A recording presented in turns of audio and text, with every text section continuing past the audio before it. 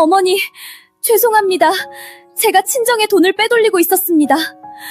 며느리가 마당에 무릎을 꿇고 울며 고백했을 때 시어머니는 호통을 치지 않았습니다. 며느리 앞에 무릎을 꿇더니 절을 올렸습니다. 천천히 고개를 든 시어머니가 꺼낸 말에 며느리는 숨이 멎었습니다. 이 여인은 몰랐습니다. 많고 많은 집 중에 왜 하필 자신이 이 집의 며느리가 되어야 했는지, 그리고 이 집의 도둑이 자신뿐만이 아니었다는 것을요. 안녕하세요. 손녀 야담입니다. 시작하기 전 댓글에 건강 두 글자만 남겨주세요. 손녀가 읽으면서 한 분 한 분 꼭 건강하시길 마음 담아 빌어드리겠습니다. 그럼 오늘 이야기 시작합니다.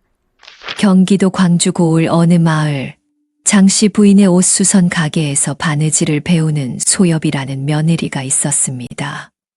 소엽이 이 시댁에 들어온 것은 올봄이었지요. 혼인한 지 석 달 만에 남편이 병을 얻어 자리에 누웠고 보름을 넘기지 못하고 숨을 거두었습니다. 스물도 채 안 된 새색시가 하루아침에 과부가 된 것입니다. 돌아갈 친정이라고 해봐야 사정이 딱했지요. 아버지 복만은 나무를 하다 허리를 크게 다쳐 누운 지 오래였고, 어머니는 남의 집 빨래 일감마저 끊긴 뒤로 끼니를 거르는 형편이었습니다. 앞으로도 뒤로도 갈 곳이 없었지요. 그때 시어머니 장씨 부인이 소엽에게 말했습니다. 가지 말고 여기 있거라. 단 한마디였습니다. 소엽은 남았습니다. 장씨 부인이 저작거리에서 운영하는 옷수선 가게에 나가 바느질을 배웠고 돌아와서는 살림을 도왔지요. 시어머니는 여느 시어머니 같지 않았습니다.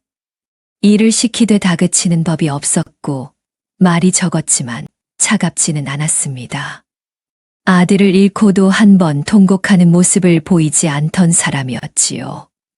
소엽은 이 집에서 살아가는 것에 감사했습니다. 진심이었습니다. 그런데 친정 걱정이 소엽의 마음을 잠식하기 시작한 것은 여름이 오면서였습니다. 지난번 친정에 갔을 때의 일이었지요. 소엽은 부엌으로 들어가 항아리 뚜껑을 열어보았습니다. 텅 비어 있었습니다. 솥 앞에 쪼그리고 앉은 어머니가 끓이고 있는 것을 들여다보았는데 죽이라 부르기도 민망한 것이었습니다. 묽은 물에 칫불이 몇 조각이 힘없이 떠 있었지요. 잡곡이 없으니 들에 나가 풀뿌리라도 캐어온 것입니다. 안방으로 들어가니 아버지 복만이 누워서 기침만 하고 있었습니다. 허리를 감싼 헝겊에 핏물이 배어 있었는데 약을 바꿀 돈이 없어 헝겊만 날마다 갈아 감는 것이었지요. 소엽이 어머니에게 형편을 물으니 이웃에게 꾸던 잡곡도 이제는 문턱에서 돌려보내는 지경이라 했습니다. 어느 집에서는 대놓고 문전박대를 당했고 어느 집에서는 또 왔느냐 하는 소리에 발길을 돌려야 했지요. 그렇다고 어머니가 가만히 앉아 있었던 것은 아닙니다. 허리가 꺾여 빨래를 못하게 된 뒤로 마을 안악들의 바느질거리를 대신 맡아보겠다고 이 집 저 집 찾아다녔습니다. 하지만 기침이 심해서 바느질을 오래 이어가지 못했지요. 겨울이면 손가락이 퉁퉁 부어올라 바늘대를 잡을 수가 없었습니다. 그래도 어머니는 날이 풀리면 마을 앞 냇가에 나가 미나리를 뜯어다 팔려고 했습니다. 한 줌에 한 입도 안 되는 것이었지만 그것마저 구하지 못하는 날이 더 많았지요. 아버지도 마찬가지였습니다.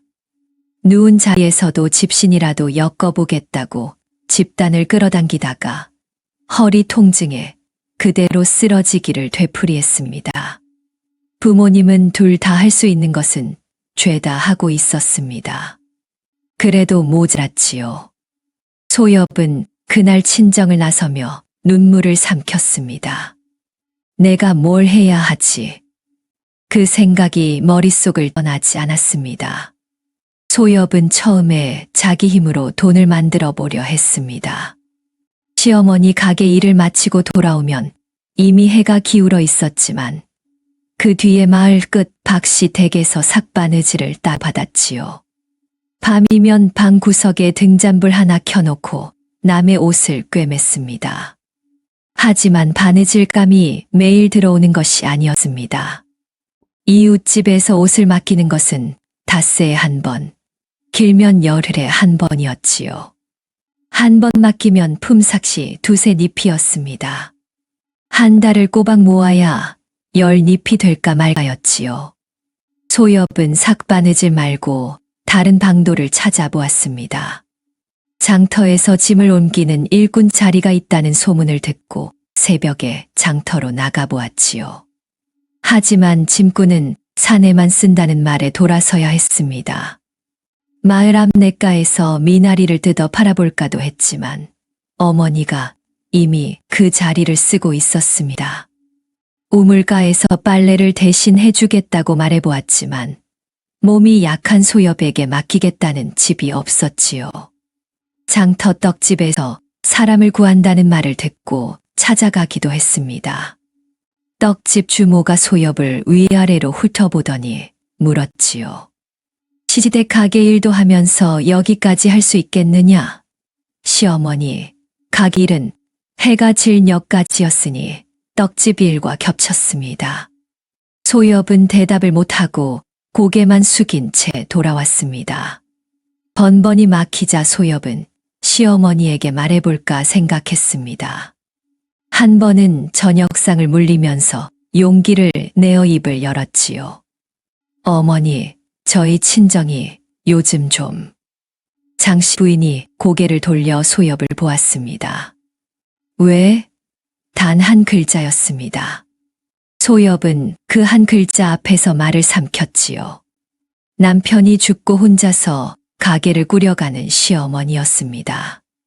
아들을 잃고도 내색 한 번 없이 바느질감을 들고 있는 사람이었습니다. 그 사람한테 며느리 친정이 굶고 있으니 도와달라는 말이 어찌 입에서 나오겠습니까?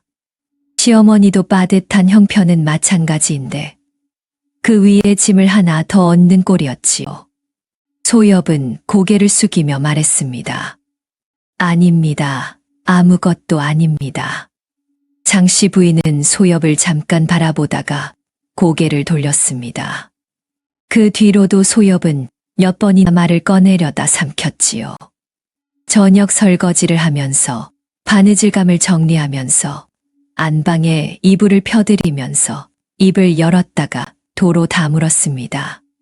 삼킬 때마다 시간이 흘렀고 그 사이에 친정 형편은 더 나빠졌습니다. 어느 밤이었습니다. 소엽은 친정에 다녀온 날이었지요. 아버지가 이틀째 아무것도 입에 대지 못하고 누워 있었습니다. 어머니는 캘 풀뿌리조차 없어 빈소텔 앞에 놓고 멍하니 앉아 있었지요. 소엽이 아무리 말을 걸어도 어머니는 고개만 저었습니다. 할 수 있는 게 아무것도 없는 사람의 얼굴이었지요. 소엽은 시댁으로 돌아와 방에 누웠지만 잠이 오지 않았습니다. 눈을 감으면 아버지의 헬쑥한 얼굴이 떠올랐습니다. 광대뼈가 튀어나오고 입술이 바짝 마른 그 얼굴이 어둠 속에서 자꾸만 어른거렸지요. 소엽은 몸을 일으켜 부엌으로 갔습니다. 부엌 뒤쪽 항아리에 이번 달 바느질 삭시 들어 있었습니다. 소엽은 항아리 뚜껑을 열고 안을 들여다봤지요. 엽전이 수북했습니다. 소엽의 손이 떨리기 시작했습니다. 여기서 새 잎만 가져가면 잡곡 한 되를 살 수 있다. 한 되면 사흘은 버틴다. 소엽은 손을 뻗었다가 멈추었습니다. 다시 뻗었다가 또 멈추었지요. 세 번째 손이 항아리 안으로 들어갔을 때 소엽은 스스로에게 말했습니다. 시어머니에게 말해야 한다. 내일 아침에 말하자. 하지만 이미 몇 번이나 말하려다 삼키지 않았느냐. 지금은 밤이고 시어머니는 주무시고 계시다. 내일 아침에 여쭈면 되지 않느냐. 소엽은 항아리 뚜껑을 닫으려다 멈추었습니다. 아버지가 빈솥 앞에 누워 기침하던 모습이 다시 떠올랐지요. 내일 아침까지 기다릴 수 있느냐. 내일 여쭌다 한들 시어머니가 바로 도와주시겠느냐. 며칠이 걸리겠느냐. 그 며칠 동안 아버지는 버틸 수 있겠느냐. 물음이 꼬리에 꼬리를 물었고 물음이 하나 늘 때마다 손이 항아리 안으로 한 치씩 더 들어갔습니다. 엽전을 집었다가 내려놓았습니다. 다시 집었지요. 새잎. 아버지 약 한 첩에도 모자란 돈이었습니다. 소엽은 그 새잎을 치마 속 허리춤에 꾹 눌러 넣었습니다. 심장이 터질 듯 뛰었지요. 대문을 나서자마자 소엽은 뛰었습니다. 큰 길을 피해 마을 뒷길로 돌았고 논둑을 따라 걸었습니다. 달빛이 없는 밤이었지요. 발이 지늘게 빠질 때마다 치마가 젖었지만 신경 쓸 겨를이 없었습니다. 소엽은 뛰면서 되뇌었지요. 내일 아침에 시어머니한테 여쭈자. 여쭙고 나면 이 새잎도 고백하자. 하지만 내일이 되면 정말 말할 수 있을까? 오늘도 못했는데. 소엽의 가슴이 쪼그라들었습니다. 친정살이 문을 열고 들어가 어머니를 깨웠습니다. 어머니가 눈을 비비며 나왔지요. 소엽은 품에서 엽전 새잎을 꺼내 어머니 손에 쥐어주었습니다. 어머니가 물었습니다. 이 밤에 웬일이냐? 소엽은 준비한 말을 꺼냈지요. 삭바느질 품삯을 받았는데 급해서 바로 가져왔습니다. 거짓말이었습니다.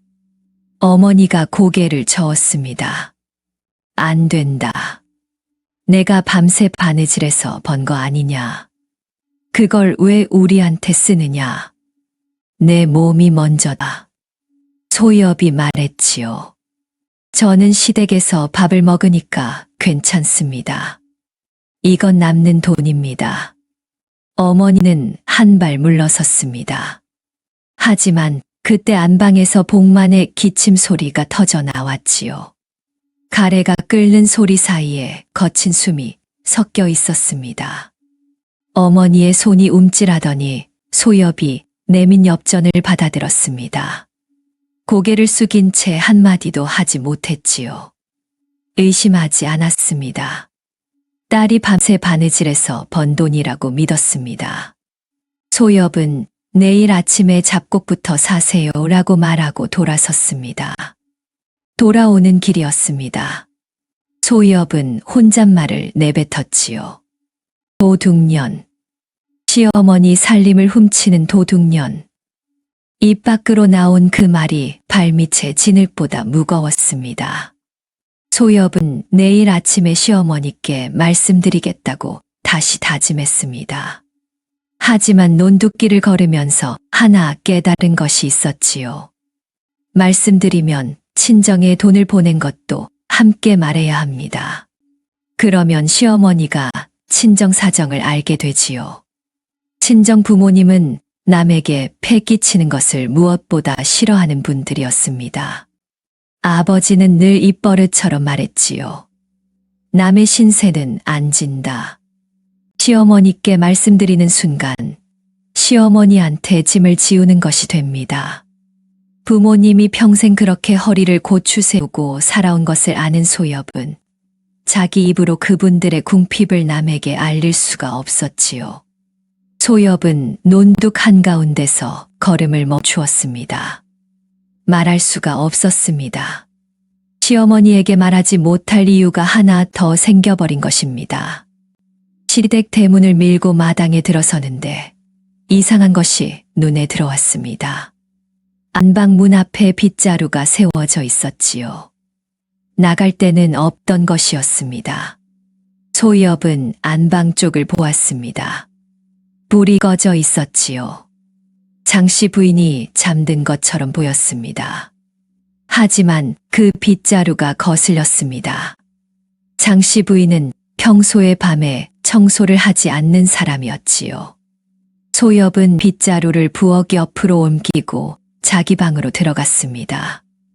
누우면서도 빗자루 생각이 머리에서 떠나지 않았지요. 잠이 오지 않았습니다. 다음 날 아침이 밝았습니다.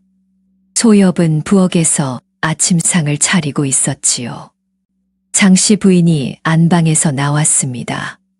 평소와 다를 것 없는 얼굴이었습니다. 화가 난 기색도 의심하는 눈빛도 어디에도 없었지요. 소엽이 상을 들고 안방으로 들어가자 장씨 부인이 숟가락을 들며 말했습니다. 오늘 장터에 나가서 실 좀 사오너라. 붉은 실이 다 떨어졌다. 소엽은 네라고 대답했지요. 장씨 부인이 밥을 먹는 동안 소엽은 부엌에서 설거지를 했습니다. 바로 그때였습니다. 소엽의 눈에 들어온 것이 있었지요. 부엌 바닥이 깨끗했습니다. 어젯밤에 누군가 쓸고 닦은 흔적이 역력했지요. 소엽은 간밤에 안방 앞에 세워져 있던 빗자루를 떠올렸습니다. 장씨 부인이 밤에 일어나서 부엌을 쓸었던 것입니다. 소엽이 한밤중에 부엌에 갔던 바로 그 밤에 소엽의 손에서 밥그릇이 미끄러졌습니다. 그릇이 바닥에 부딪혀 소리가 났지요. 안방에서 장씨 부인의 목소리가 들렸습니다. 괜찮으냐? 소엽은 가까스로 대답했습니다. 네, 손이 미끄러웠습니다. 장씨 부인은 더 묻지 않았죠. 아침 내내 평소와 똑같았습니다. 소엽은 장터로 나가면서도 발걸음이 무거웠습니다. 붉은 실을 사야 하는데 머릿속에는 부엌 바닥만 맴돌았지요. 장터에 도착해 포목전에서 실을 사고 거스름돈을 받았습니다. 엽전 2잎이 남았지요. 소엽은 그 2잎을 쥔 채 한참을 서 있었습니다. 이걸 남기면 친정에 보탤 수 있다. 하지만 어젯밤 깨끗이 쓸린 부엌 바닥이 떠올랐지요. 소엽은 거스름돈 2잎을 전부 가지고 시댁으로 돌아왔습니다. 장부에 정확히 적었지요. 실값 얼마, 거스름돈 2잎. 한 잎도 남기지 않았습니다. 저녁상을 차리는데 장씨 부인이 부엌으로 들어왔습니다. 구석구석을 둘러보더니 항아리 뚜껑 위에 앉은 먼지를 손가락으로 쓱 닦아냈지요. 바느질 삭시 들어있는 바로 그 항아리였습니다. 소엽은 칼질하던 손을 멈추고 장씨 부인을 보았습니다. 장씨 부인은 먼지를 털며 혼잣말처럼 말했지요. 항아리가 더러워졌구나. 그 한마디를 남기고 안방으로 돌아갔습니다. 소엽은 칼을 쥔 채 그 자리에 서 있었습니다. 시어머니가 호통이라도 치면 차라리 나았지요. 종아리에 회초리를 때리면 차라리 편했을 것입니다.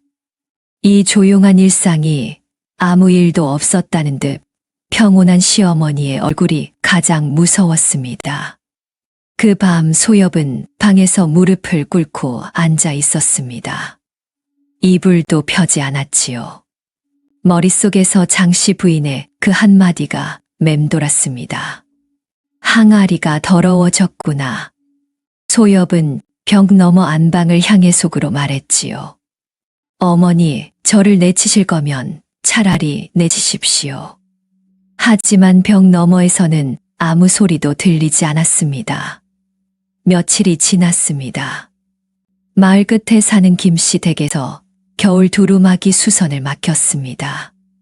안감이 해지고 소매 끝이 너덜너덜해진 것을 뜯어 새로 달아야 하는 일이었지요. 장씨 부인이 수선비를 매겼습니다. 엽전 15잎. 김씨 댁 안악이 돈을 세워놓고 가자 소엽은 가게 앞 선반에서 장부를 꺼냈습니다. 붓에 먹을 묻혔습니다. 15잎이라고 적으면 되는 것이었습니다. 손이 움직이지 않았습니다. 소엽은 붓끝을 장부 위에 올린 채 한참을 멈추어 있었지요. 이를 악물었습니다. 붓이 움직였습니다. 장부에 적힌 글자는 열쇠 잎이었습니다. 소엽은 나머지 두 잎을 허리춤에 밀어 넣었습니다. 넣는 순간 붓대가 흔들려 장부 귀퉁이에 먹물이 번졌지요. 소엽은 번진 자국을 소매로 문질러 닦았습니다. 닦을수록 얼룩이 넓어졌습니다. 소엽은 닦는 것을 멈추고 장부를 덮었습니다. 허리춤에 두 잎이 살갗에 닿을 때마다 차가웠습니다. 밤의 삭바느질로 번 두세 잎에 이 두 잎을 합치면 5잎. 잡곡 한 대에 조금 모자란 돈이었습니다. 소엽은 항아리 뚜껑을 열고 5잎을 안에 넣었습니다. 뚜껑을 닫는 손에 힘이 들어갔지요. 그날 저녁이었습니다. 장씨 부인이 안방에서 소엽을 불렀습니다. 소엽아, 이리 오너라. 소엽은 부엌에서 행주를 쥔 채 멈추었습니다. 가슴이 철렁 내려앉았지요. 하지만 불렀으니 가야 했습니다. 소엽은 행주를 내려놓고 안방 문을 열었습니다. 장씨 부인은 바느질감을 무릎 위에 올려놓은 채 앉아 있었습니다. 소엽을 보더니 바늘질을 멈추지 않고 입을 열었습니다. 오늘 김씨 댁 수선비가 왔을 텐데 15잎이 맞느냐? 소엽의 등줄기를 따라 땀이 흘렀습니다. 입안이 바싹 말랐지요. 소엽은 고개를 숙인 채 대답했습니다. 네, 10. 목소리가 걸렸습니다. 침을 삼키고 다시 입을 열었습니다. 15잎입니다. 장씨 부인은 바늘을 천에 꽂은 채 고개를 끄덕였습니다. 그래, 김씨 댁이 깎아달라고 하지 않던가. 요즘 그 집도 형편이 어렵다더구나. 소엽은 두 손을 무릎 위에 가지런히 모았습니다. 모은 손이 떨리는 것을 감추려는 것이었지요. 네, 원래 값대로 받았습니다. 장씨 부인은 더 묻지 않았습니다. 바늘을 다시 빼어 천 위를 꿰매기 시작했습니다. 소엽은 들어가 보겠습니다 라고 하고 방을 나왔습니다. 복도에 서서 가슴팍을 손으로 눌렀습니다. 심장이 목까지 뛰는 것 같았지요. 장부에는 열쇠 잎이라고 적어놨습니다. 장씨 부인이 장부를 펼치는 날 숫자 맞지 않습니다. 그때 뭐라고 둘러대야 하는지 소엽은 생각해내지 못했습니다. 손바닥에 땀이 차서 저고리 엽섭에 문질러 닦았지만 금세 다시 젖어들었지요. 그날 밤이었습니다. 소엽이 자기 방에서 이불을 펴려는데 안방에서 또 소엽을 부르는 소리가 들렸습니다. 소엽의 몸이 굳었습니다. 이번에는 장부를 들고 따지려는 것인가. 소엽은 이불을 내려놓고 안방으로 갔습니다. 방문을 여니 장씨 부인이 바느질감을 넓게 펼쳐놓고 앉아 있었습니다. 이리 앉아봐라. 소엽이 장씨 부인 맞은편에 앉았습니다. 장씨 부인이 바늘 하나를 들어 소엽 쪽으로 돌려 보여주었습니다. 이건 쌍침질이라고 한다. 겉에서 보면 한 줄인데 안에서는 두 줄로 꿰매는 거다. 이렇게 하면 옷이 쉽게 안 뜯어진다. 장씨 부인이 천 위에 바늘을 놀기 시작했습니다. 소엽은 시어머니의 손을 보았습니다. 마디가 굵고 거칠었지만 바늘은 물 흐르듯 움직였지요. 해봐라. 소엽이 바늘을 받아 따라했습니다. 겉실을 빼고 안으로 넣는 순서가 헷갈렸습니다. 바늘이 엉뚱한 데를 찔러 천이 울퉁불퉁해졌지요. 장씨 부인이 소엽의 손을 잡았습니다. 거친 손바닥이었지만 힘 조절은 부드러웠습니다. 바늘 방향을 잡아주며 말했습니다. 너무 세게 당기면 천이 오그라든다. 가볍게. 소엽은 시어머니의 손이 따뜻한 것을 느꼈습니다. 불과 몇 시간 전에 이 사람의 돈 2잎을 허리춤에 넣었던 손이 지금 이 사람의 손 안에 들어가 있었습니다. 한참을 나란히 앉아 바느질을 했습니다. 장씨 부인이 소엽의 솔기를 들여다보더니 고개를 끄덕였습니다. 내 솜씨가 제법이다. 좀 더 배우면 나보다 나아지겠구나. 소엽은 고개를 숙였습니다. 시어머니가 바느질을 가르쳐주고 있었습니다. 시어머니의 돈을 훔치고 있는 자기에게 소엽은 바늘을 쥔 손에 힘을 주었습니다. 바늘 끝이 손가락을 찔렀지만 아프다는 말을 하지 않았지요. 다음 날 새벽이었습니다. 하늘이 채 밝기 전에 소엽은 방문을 열었습니다. 밤새 삭바느질로 번 3잎과 수선비에서 빼돌린 2잎 합쳐서 5잎을 치마 허리춤에 넣고 대문을 나섰지요. 마을 큰 길은 사람 눈에 띄기 쉬웠습니다. 소엽은 마을 뒷길로 돌아 논둑을 따라 걸었습니다. 그런데 논둑 저편에서 사람이 오고 있었습니다.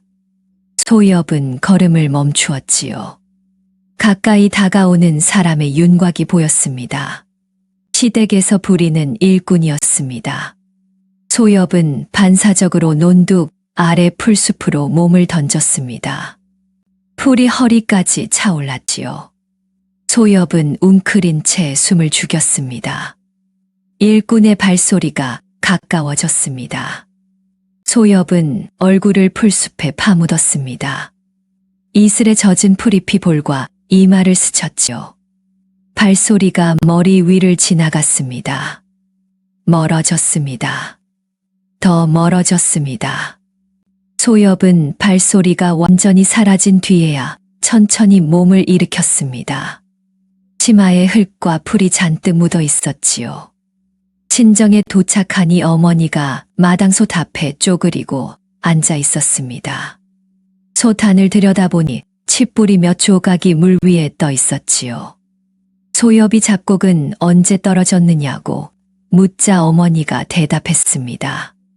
나흘 전이다. 소엽은 방으로 들어갔습니다. 아버지 복만이 누워 있었습니다. 이불이 얇아서 무릎을 가슴까지 끌어당긴 채 몸을 움츠리고 있었지요. 허리를 감싼 헝겊에 핏물이 배어 있었습니다. 헝겊을 갈아 감을 깨끗한 천조차 마땅치 않은 것이 한눈에 보였습니다. 복만이 눈을 떠 소엽을 보았습니다. 왜 또 왔느냐? 시댁이 일이 바쁠 텐데. 소엽은 문지방에 선 채 대답했습니다.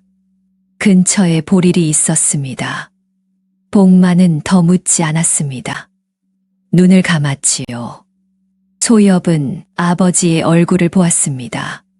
지난번에 왔을 때보다 볼이 더 꺼져 있었습니다. 소엽은 마당으로 나와 어머니에게 엽전 5잎을 내밀었습니다. 삭바느질 품삯입니다. 이걸로 잡곡부터 사세요. 어머니가 고개를 저었습니다. 안 된다. 내 몸이 먼저다. 소엽이 입을 열려는데 방 안에서 복만의 기침 소리가 터져 나왔습니다. 마른 기침이 이어지더니 가래 끓는 소리가 섞였지요. 어머니의 시선이 방 안으로 향했습니다. 손이 천천히 움직여 소엽의 엽전을 받아들었습니다. 어머니는 고개를 숙인 채 아무 말도 하지 못했지요. 5잎이면 잡곡 1돼. 사나흘은 버틸 수 있었습니다. 하지만 아버지 약값에는 엄두도 못 내는 돈이었지요. 소엽은 친정대문을 나서며 생각했습니다. 다음에는 약값까지 마련해야 한다. 어떻게 마련하지? 대답이 나오지 않았습니다. 시댁 대문을 열고 마당에 들어서는데 장씨 부인이 빨랫줄 앞에 서 있었습니다. 젖은 적심을 줄에 걸치다가 소엽 쪽으로 고개를 돌렸지요. 소엽에게 손짓했습니다. 소엽이 다가가자 장씨 부인의 시선이 아래로 내려갔습니다. 소엽의 치맛자락을 가리켰습니다. 험한 길을 다녀왔느냐? 소엽은 자기 치마를 내려다보았습니다. 논둑풀 숲에 엎드렸을 때 묻은 흙과 풀이 그대로 붙어 있었지요. 저고리 소매뿌리에도 진흙이 말라붙어 있었습니다. 소엽의 입이 얼어붙었습니다. 무슨 말을 해야 할지 떠오르지 않았지요. 장씨 부인은 소엽의 대답을 기다리지 않았습니다. 손을 뻗어 소엽의 치맛자락에 붙은 흙을 툭툭 털어주었습니다. 마른 풀잎 하나가 장씨 부인의 손가락 사이에 걸렸습니다. 장씨 부인은 그것을 떼어내고 빨래를 마저 널었습니다. 소엽은 그 자리에 서서 움직이지 못했지요. 오후가 되었습니다. 소엽은 가게에서 수선 일감을 하다가 장부를 다시 꺼내 펼쳤습니다. 어제 적은 열쇠잎이라는 글씨가 눈에 박혔지요. 소엽은 붓을 들었습니다. 3자를 긁어내고 5잎에 5자를 더 쓰면 15잎이 됩니다. 하지만 이미먹으로 적은 글씨 위에 다른 글씨를 덮으면 고친 흔적이 남습니다. 장씨 부인은 눈이 밝은 사람이었지요. 소엽은 붓을 내려놓았습니다. 장부를 덮고 선반 위에 올려놓았습니다. 저녁이 되었습니다. 장씨 부인과 소엽이 안방에 마주 앉아 저녁상을 받았습니다. 장씨 부인이 국을 한 숟갈 떠먹더니 숟가락을 내려놓고 말했습니다. 세상에 공짜는 없는 법이다. 소엽의 숟가락이 밥 위에서 멈추었습니다. 장씨 부인은 소엽을 보지 않았습니다. 국그릇을 앞으로 밀며 말을 이었지요. 오늘 장터에서 어떤 안하기 남의 물건을 주워 갔다가 주인한테 들켜서 봉변을 당했다더구나. 장씨 부인의 목소리는 평소와 다를 것이 없었습니다. 장터 소문을 전하듯 담담했지요. 공짜로 가져가면 결국 긁히는 게 세상 이치지. 소엽은 숟가락을 쥔 손가락에 힘이 빠지는 것을 느꼈습니다. 그렇습니까? 간신히 그 한마디를 내뱉었지요. 장씨 부인은 먹어라, 국이 식겠다고 했습니다. 소엽은 숟가락을 들어 밥을 입에 넣었습니다. 씹었습니다. 삼키려 했습니다. 넘어가지 않았습니다. 목이 막혀서 물을 한 모금 마시고 다시 삼키려 했지만 밥알이 목구멍에 걸렸지요. 소엽은 밥그릇을 절반도 비우지 못한 채 숟가락을 내려놓았습니다. 배가 부릅니다. 장씨 부인은 고개만 끄덕이고 자기 밥을 마저 먹었습니다. 소엽은 상을 물려 부엌으로 가져갔지요. 남은 밥을 그릇에 담아 보자기로 덮으면서 손이 떨렸습니다. 그 밤이었습니다. 소엽은 방에서 무릎을 꿇고 앉아 있었습니다. 이불을 펴지 않았지요. 등잔도 켜지 않았습니다. 어둠 속에서 머릿속에 장씨 부인의 말이 맴돌았습니다. 공짜로 가져가면 결국 들킨다. 세상에 공짜는 없다. 소엽은 벽 너머 안방을 향해 속으로 말했습니다. 어머니, 저를 내치실 거면 차라리 내치십시오. 벽 너머에서는 아무 소리도 들리지 않았습니다. 장씨 부인이 잠들었는지 깨어있는지 알 수 없었지요. 소엽은 무릎을 꿇은 채 밤을 새웠습니다. 사흘 뒤 아침이었습니다. 장씨 부인이 안방 다락에서 보자기 하나를 끌어내려 소엽 앞에 내려놓았지요. 보자기를 풀자 낡은 옷까지 서너 벌이 나왔습니다. 색이 바래고 소매가 해진 적삼, 무릎이 닳아 올이 풀린 치마, 동정이 떨어져 나간 저고리. 어디에 내놓아도 입을 수 없는 것들이었습니다. 장씨 부인이 말했지요. 이건 내가 젊었을 때 입던 것들인데 이제는 아무 쓸모가 없다. 장터에 가져가서 헌 옷 파는 데에 넘겨라. 한두 잎이라도 받으면 살림에 보태자꾸나. 소엽은 보자기를 받아들었습니다. 소엽은 보자기를 들고 장터로 나갔습니다. 헌 옷을 취급하는 노파의 좌판 앞에 서서 옷가지를 내밀었지요. 노파가 옷을 하나하나 펼쳐보았습니다.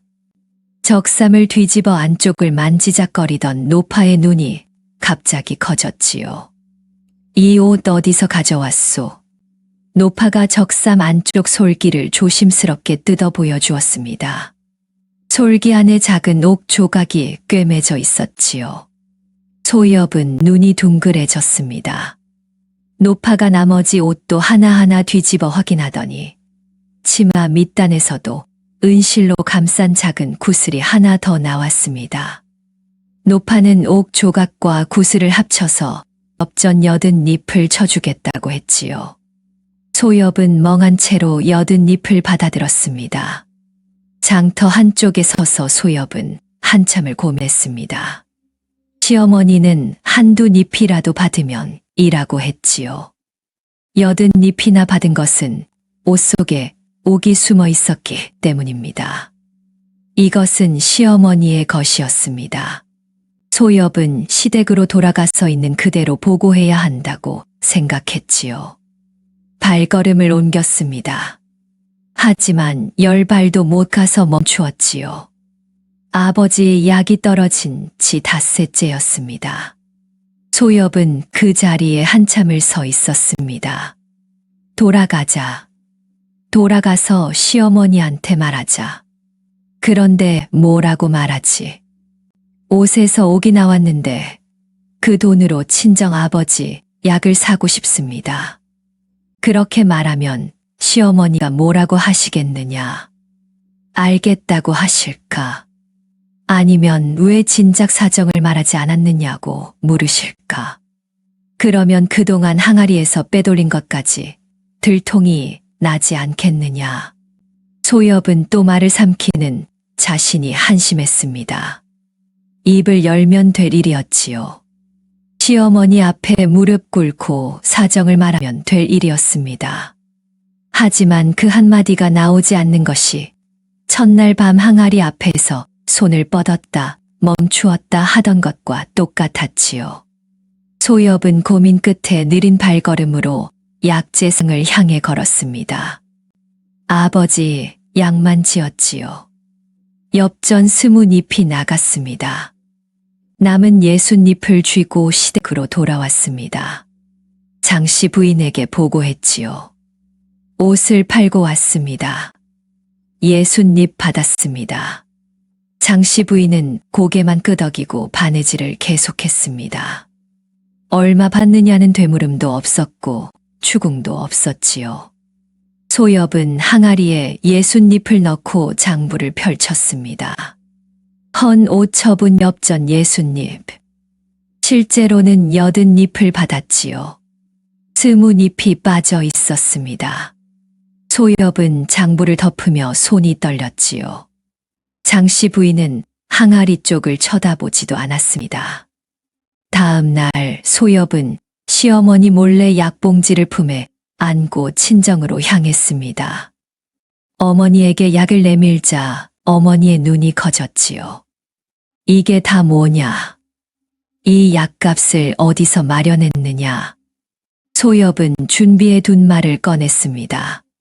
시어머니가 헌 옷을 팔라고 하셔서 장터에 갔는데 옷값을 좀 많이 쳐줬습니다. 그 돈에다 밤에 삭바느질한 품삯을 보탠 겁니다. 어머니는 소엽의 얼굴을 한참 들여다보았지요. 그러고는 고개를 끄덕였습니다. 의심하지 않았습니다. 그날 오후 장씨 부인이 소엽에게 새 심부름을 시켰습니다. 내 기침이 요즘 심해져서 약재를 좀 지어야겠다. 마을 안 약재상은 값이 세니 건너 마을 약재상에 가서 사오너라. 소엽이 건너 마을이 어디냐고 묻자 장씨 부인이 길을 알려주었지요.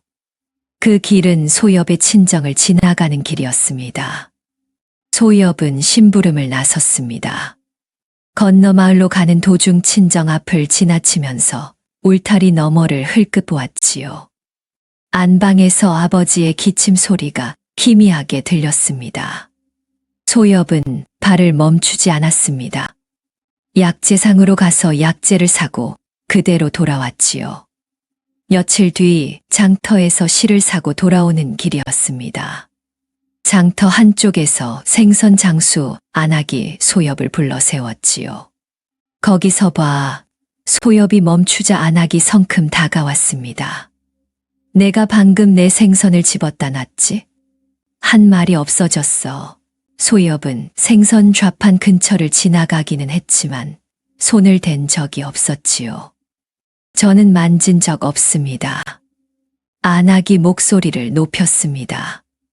아니야, 내가 똑똑히 봤어. 내가 이쪽으로 지나갈 때 한 마리가 사라졌다고. 주변에 있던 사람들이 고개를 돌려 쳐다보았지요. 소엽의 얼굴에서 핏기가 빠졌습니다. 도둑. 그 말이 귀에 박혔지요. 소엽은 진짜 생선을 훔치지 않았습니다.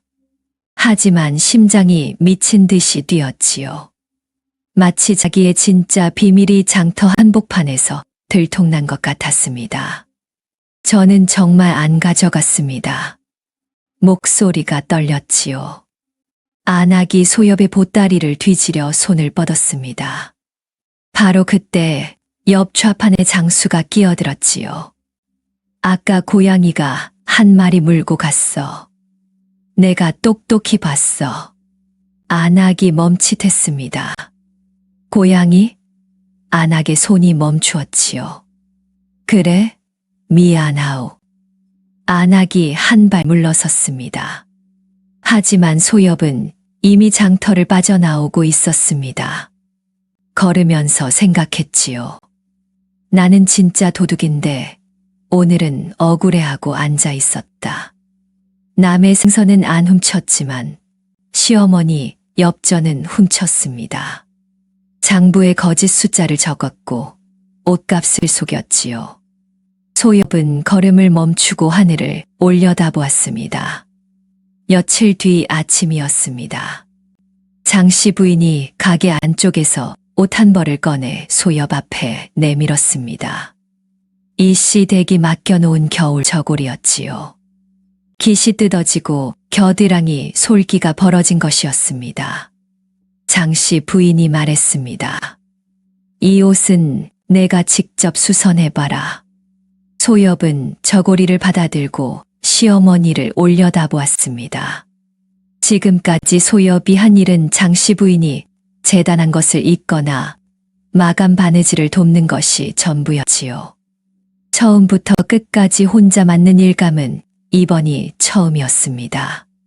소엽이 혼자서 해도 되겠습니까? 라고 묻자 장씨 부인은 저고리를 펼쳐 상태만 짚어주었습니다. 깃은 새 천으로 달아야 하고 솔기는 쌍침질로 튼튼하게 잡아야 한다고 했지요. 그 말을 끝으로 더 이상 간섭하지 않았습니다. 가게 앞쪽으로 가서 자기 일감을 펼쳤습니다. 소엽은 그날 저녁 가게 일을 마치고 자기 방으로 들어갔습니다. 등잔에 불을 밝히고 저고리를 무릎 위에 올려놓았지요. 뜯어진 깃부터 손을 댔습니다. 새 천을 대고 바늘을 넣었습니다. 한 땀을 뜨고 실을 당겼습니다. 성기지 않았는지 들여다보았습니다. 다시 한 땀을 떴지요. 장씨 부인이 가르쳐준 쌍침질이었습니다. 겉에서 보면 한 줄인데 안에서는 두 줄로 잡히는 바느질. 소엽은 시어머니가 손을 잡아 방향을 잡아주던 것을 떠올리며 바늘을 놀렸습니다. 서두르지 않았습니다. 한 땀 한 땀 정성을 들였지요. 등잔 기름이 줄어들어 심지를 2번 돋우었습니다. 달기 울 무렵에야 마지막 매듭을 지었지요. 다음 날이었습니다. 이씨 댁 안악이 옷을 찾으러 왔습니다. 소엽이 저고리를 내밀자 안악이 펼쳐 이리저리 살폈지요. 깃 달린 곳을 손으로 잡아당겨 보았습니다. 솔기를 뒤집어 안쪽도 들여다보았습니다. 안악이 고개를 끄덕였습니다. 솜씨가 야무지구나. 이 정도면 새 옷 못지 않겠네. 그리고 수선비를 꺼내 놓았습니다. 바로 그때 장씨 부인이 입을 열었습니다. 이건 며느리가 한 거니까 며느리한테 주시오. 소희업은 귀를 의심했습니다. 고개를 돌려 장씨 부인을 보았지요. 장씨 부인은 자기 바느질감에서 눈을 떼지 않은 채 담담하게 말한 것이었습니다. 이씨 댁 안하기 그러시오? 하더니 소엽에게 엽전 10잎을 건넸습니다. 소엽은 두 손으로 받아들고 장씨 부인을 보았습니다. 어머니, 이건 가게 돈인데요. 장씨 부인은 그제야 바늘질을 멈추고 소엽을 보았습니다. 내가 밤을 새워 한 일이니 내 돈이다. 가게 장부에 올리지 않아도 된다. 소엽은 10잎을 손에 쥔 채 가게 구석에 서 있었습니다. 엽전의 무게가 달랐습니다. 항아리에서 몰래 꺼낸 두세 잎은 손에 쥘 때마다 손바닥이 떨지요. 장부에서 빼돌린 두 잎은 허리춤에 넣을 때마다 살갗이 쓰렸습니다. 하지만 이 10잎은 소엽이 밤새 등잔불 아래서 한 땀 한 땀 꿰매서 받은 돈이었습니다. 당당하게 쓸 수 있는 돈이었지요. 하지만 소엽의 마음 한쪽이 편하지 않았습니다. 장씨 부인은 본래 수선비를 전부 가게 매출로 잡는 사람이었지요. 손님이 직접 소엽의 솜씨를 칭찬했다고 해서 갑자기 수선비를 며느리에게 넘기는 것은 평소 시어머니의 방식이 아니었습니다. 오늘만 왜 다른가? 소엽은 생각을 접으려 했지만 자꾸 떠올랐지요. 첫날 밤 부엌 바닥이 깨끗이 쓸려 있던 것. 항아리 뚜껑 위에 먼지를 손가락으로 닦아내던 시어머니. 세상에 공짜는 없다던 저녁 밥상 위의 말. 소엽은 고개를 저었습니다. 생각할수록 가슴이 답답해질 뿐이었지요. 그날 오후였습니다. 소엽은 박씨 댁에 수선한 치마를 돌려주러 장터에 나갔습니다. 치마를 건네주고 품삯을 받은 뒤 장터를 빠져나오는 길이었지요. 장터 한쪽 짐 부리는 곳을 지나치는데 소엽의 발이 멈추었습니다. 아버지 복만이 거기 있었습니다. 누군가의 곡식 자루를 등에 지고 비틀거리며 걷고 있었지요. 허리를 다쳐서 누워만 있어야 하는 사람이었습니다.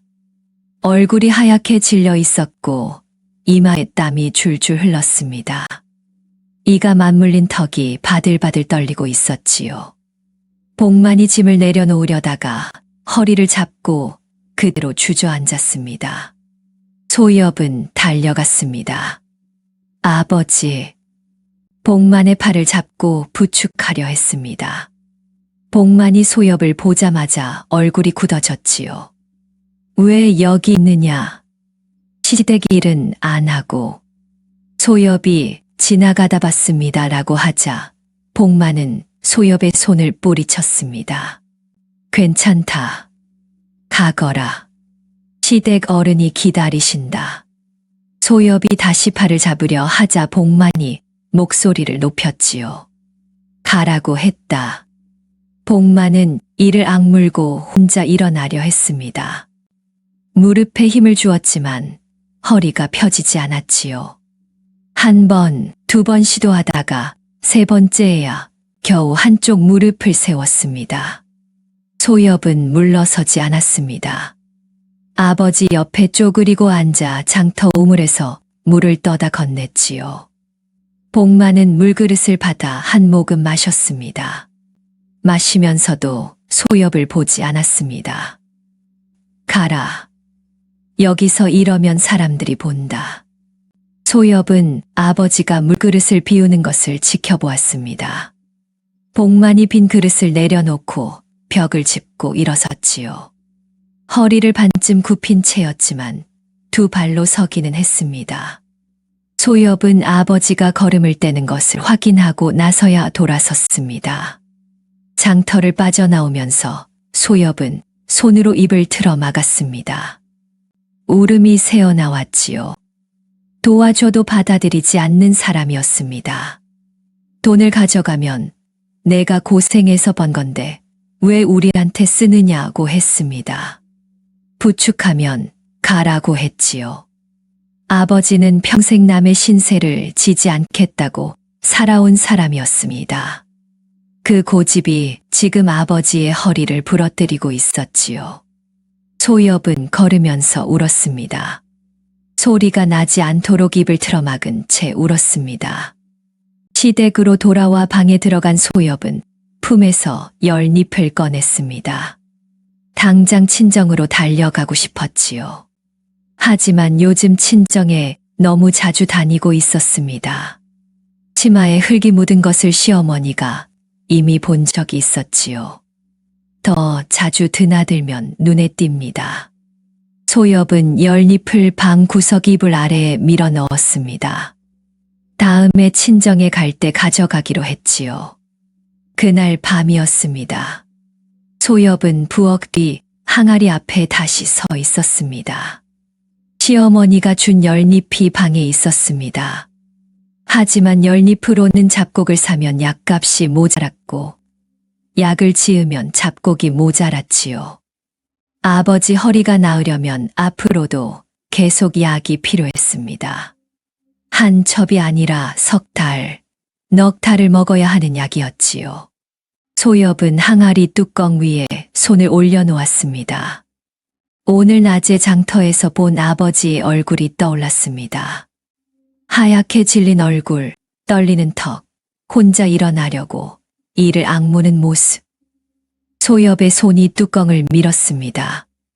다음 날 아침 소엽이 물동이를 들고 우물로 나갔습니다. 우물가에 마을 안악서넛이 모여 빨래를 하고 있었지요. 소엽이 다가가기 전에 목소리가 먼저 들렸습니다. 장씨 부인 며느리 말이야. 요즘 밤 돌아다닌다더라. 맞아. 새벽에 논두길로 뛰어가는 거 본 사람 있대. 친정에 맨날 간다며 시어머니 살림을 축내는 거 아냐? 소엽은 발을 멈추었습니다. 물동이를 든 채 그 자리에 서 있었지요. 안악들은 소엽이 온 것을 보지 못한 채 말을 이었습니다. 장씨 부인이 불쌍하지. 아들도 잃고 며느리마저 저 모양이면. 소엽은 물동이를 돌려 들고 왔던 길을 되돌아갔습니다. 물을 깃지 못했지요. 사실이었습니다. 밤에 돌아다닌 것도, 친정에 간 것도, 살림을 축내는 것도 전부 사실이었지요. 부정할 수도 없고 인정할 수도 없었습니다. 그날 낮이었습니다. 시댁 대문이 벌컥 열렸지요. 소엽이 마당에서 빨래를 걷고 있었는데 낯선 사내가 성큼 들어왔습니다. 나이는 장씨 부인과 비슷해 보였고 키가 크고 어깨가 넓었지요. 얼굴에 웃음을 띠고 있었지만 눈은 웃지 않았습니다. 장씨 부인이 안방에서 나왔습니다. 사내를 보는 순간 장씨 부인의 얼굴이 굳었지요. 소엽이 시어머니를 모신 이래 단 한 번도 본 적 없는 표정이었습니다. 사내가 먼저 입을 열었지요. 형수님, 오래간만이요. 동생이 문안 인사를 드리러 왔소. 판돌이었습니다. 장씨 부인의 시동생이었지요. 소엽은 시어머니가 시동생 이야기를 꺼낸 적이 거의 없어서 이런 사람이 있는 줄도 몰랐습니다. 장씨 부인이 짧게 말했습니다. 들어오시오. 판돌이 안방으로 들어가 앉았고 소엽이 상을 차려 들고 갔지요. 판돌이 소엽을 위아래로 훑어보며 물었습니다. 이 아이가 조카 며느리구만. 이름이 뭐냐? 소엽이 소엽입니다라고 대답하자 판돌이 고개를 끄덕였지요. 형수님이 며느리를 잘 들였구먼. 장씨 부인은 대답하지 않았습니다. 판돌은 상을 받으며 방 안을 느릿느릿 둘러보았지요. 벽에 걸린 옷까지, 구석에 장롱, 방바닥에 깔개. 하나하나 값을 매기듯 눈을 굴렸습니다. 소엽은 부엌으로 돌아와 설거지를 하고 있었습니다. 그때 안방에서 판돌의 목소리가 들려왔지요. 형수님 혼자서 가게도 하고 살림도 하고 힘들지 않소. 내가 좀 도와드리겠소. 장부도 봐드리고 손님 관리도 해드리고. 장씨 부인이 무어라 대답했지만 소엽의 귀에까지 닿지 않을 만큼 낮은 목소리였습니다.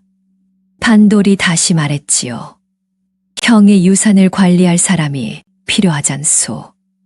내가 형의 동생 아니오. 그때 장씨 부인의 목소리가 또렷하게 들렸습니다. 살림은 내가 하고 있소. 도움은 필요 없소. 판돌이 뭐라고 더 말을 붙이려 했지만 장씨 부인이 받아주지 않았지요. 판돌은 웃으며 자리에서 일어섰습니다. 오늘은 인사만 하고 가겠소. 자주 들르겠소. 그 말을 남기고 대문을 나갔지요. 판돌이 나간 뒤 장씨 부인은 한참 동안 안방에서 나오지 않았습니다. 소엽이 저녁상을 차려 들고 들어갔을 때 장씨 부인은 창호지 너머 어둑해지는 마당을 바라보고 있었지요. 소엽이 상을 놓자 장씨 부인이 입을 열었습니다. 아까 그 사람 앞으로 오더라도 나한테 먼저 알려라. 소엽은 네라고 대답했지요.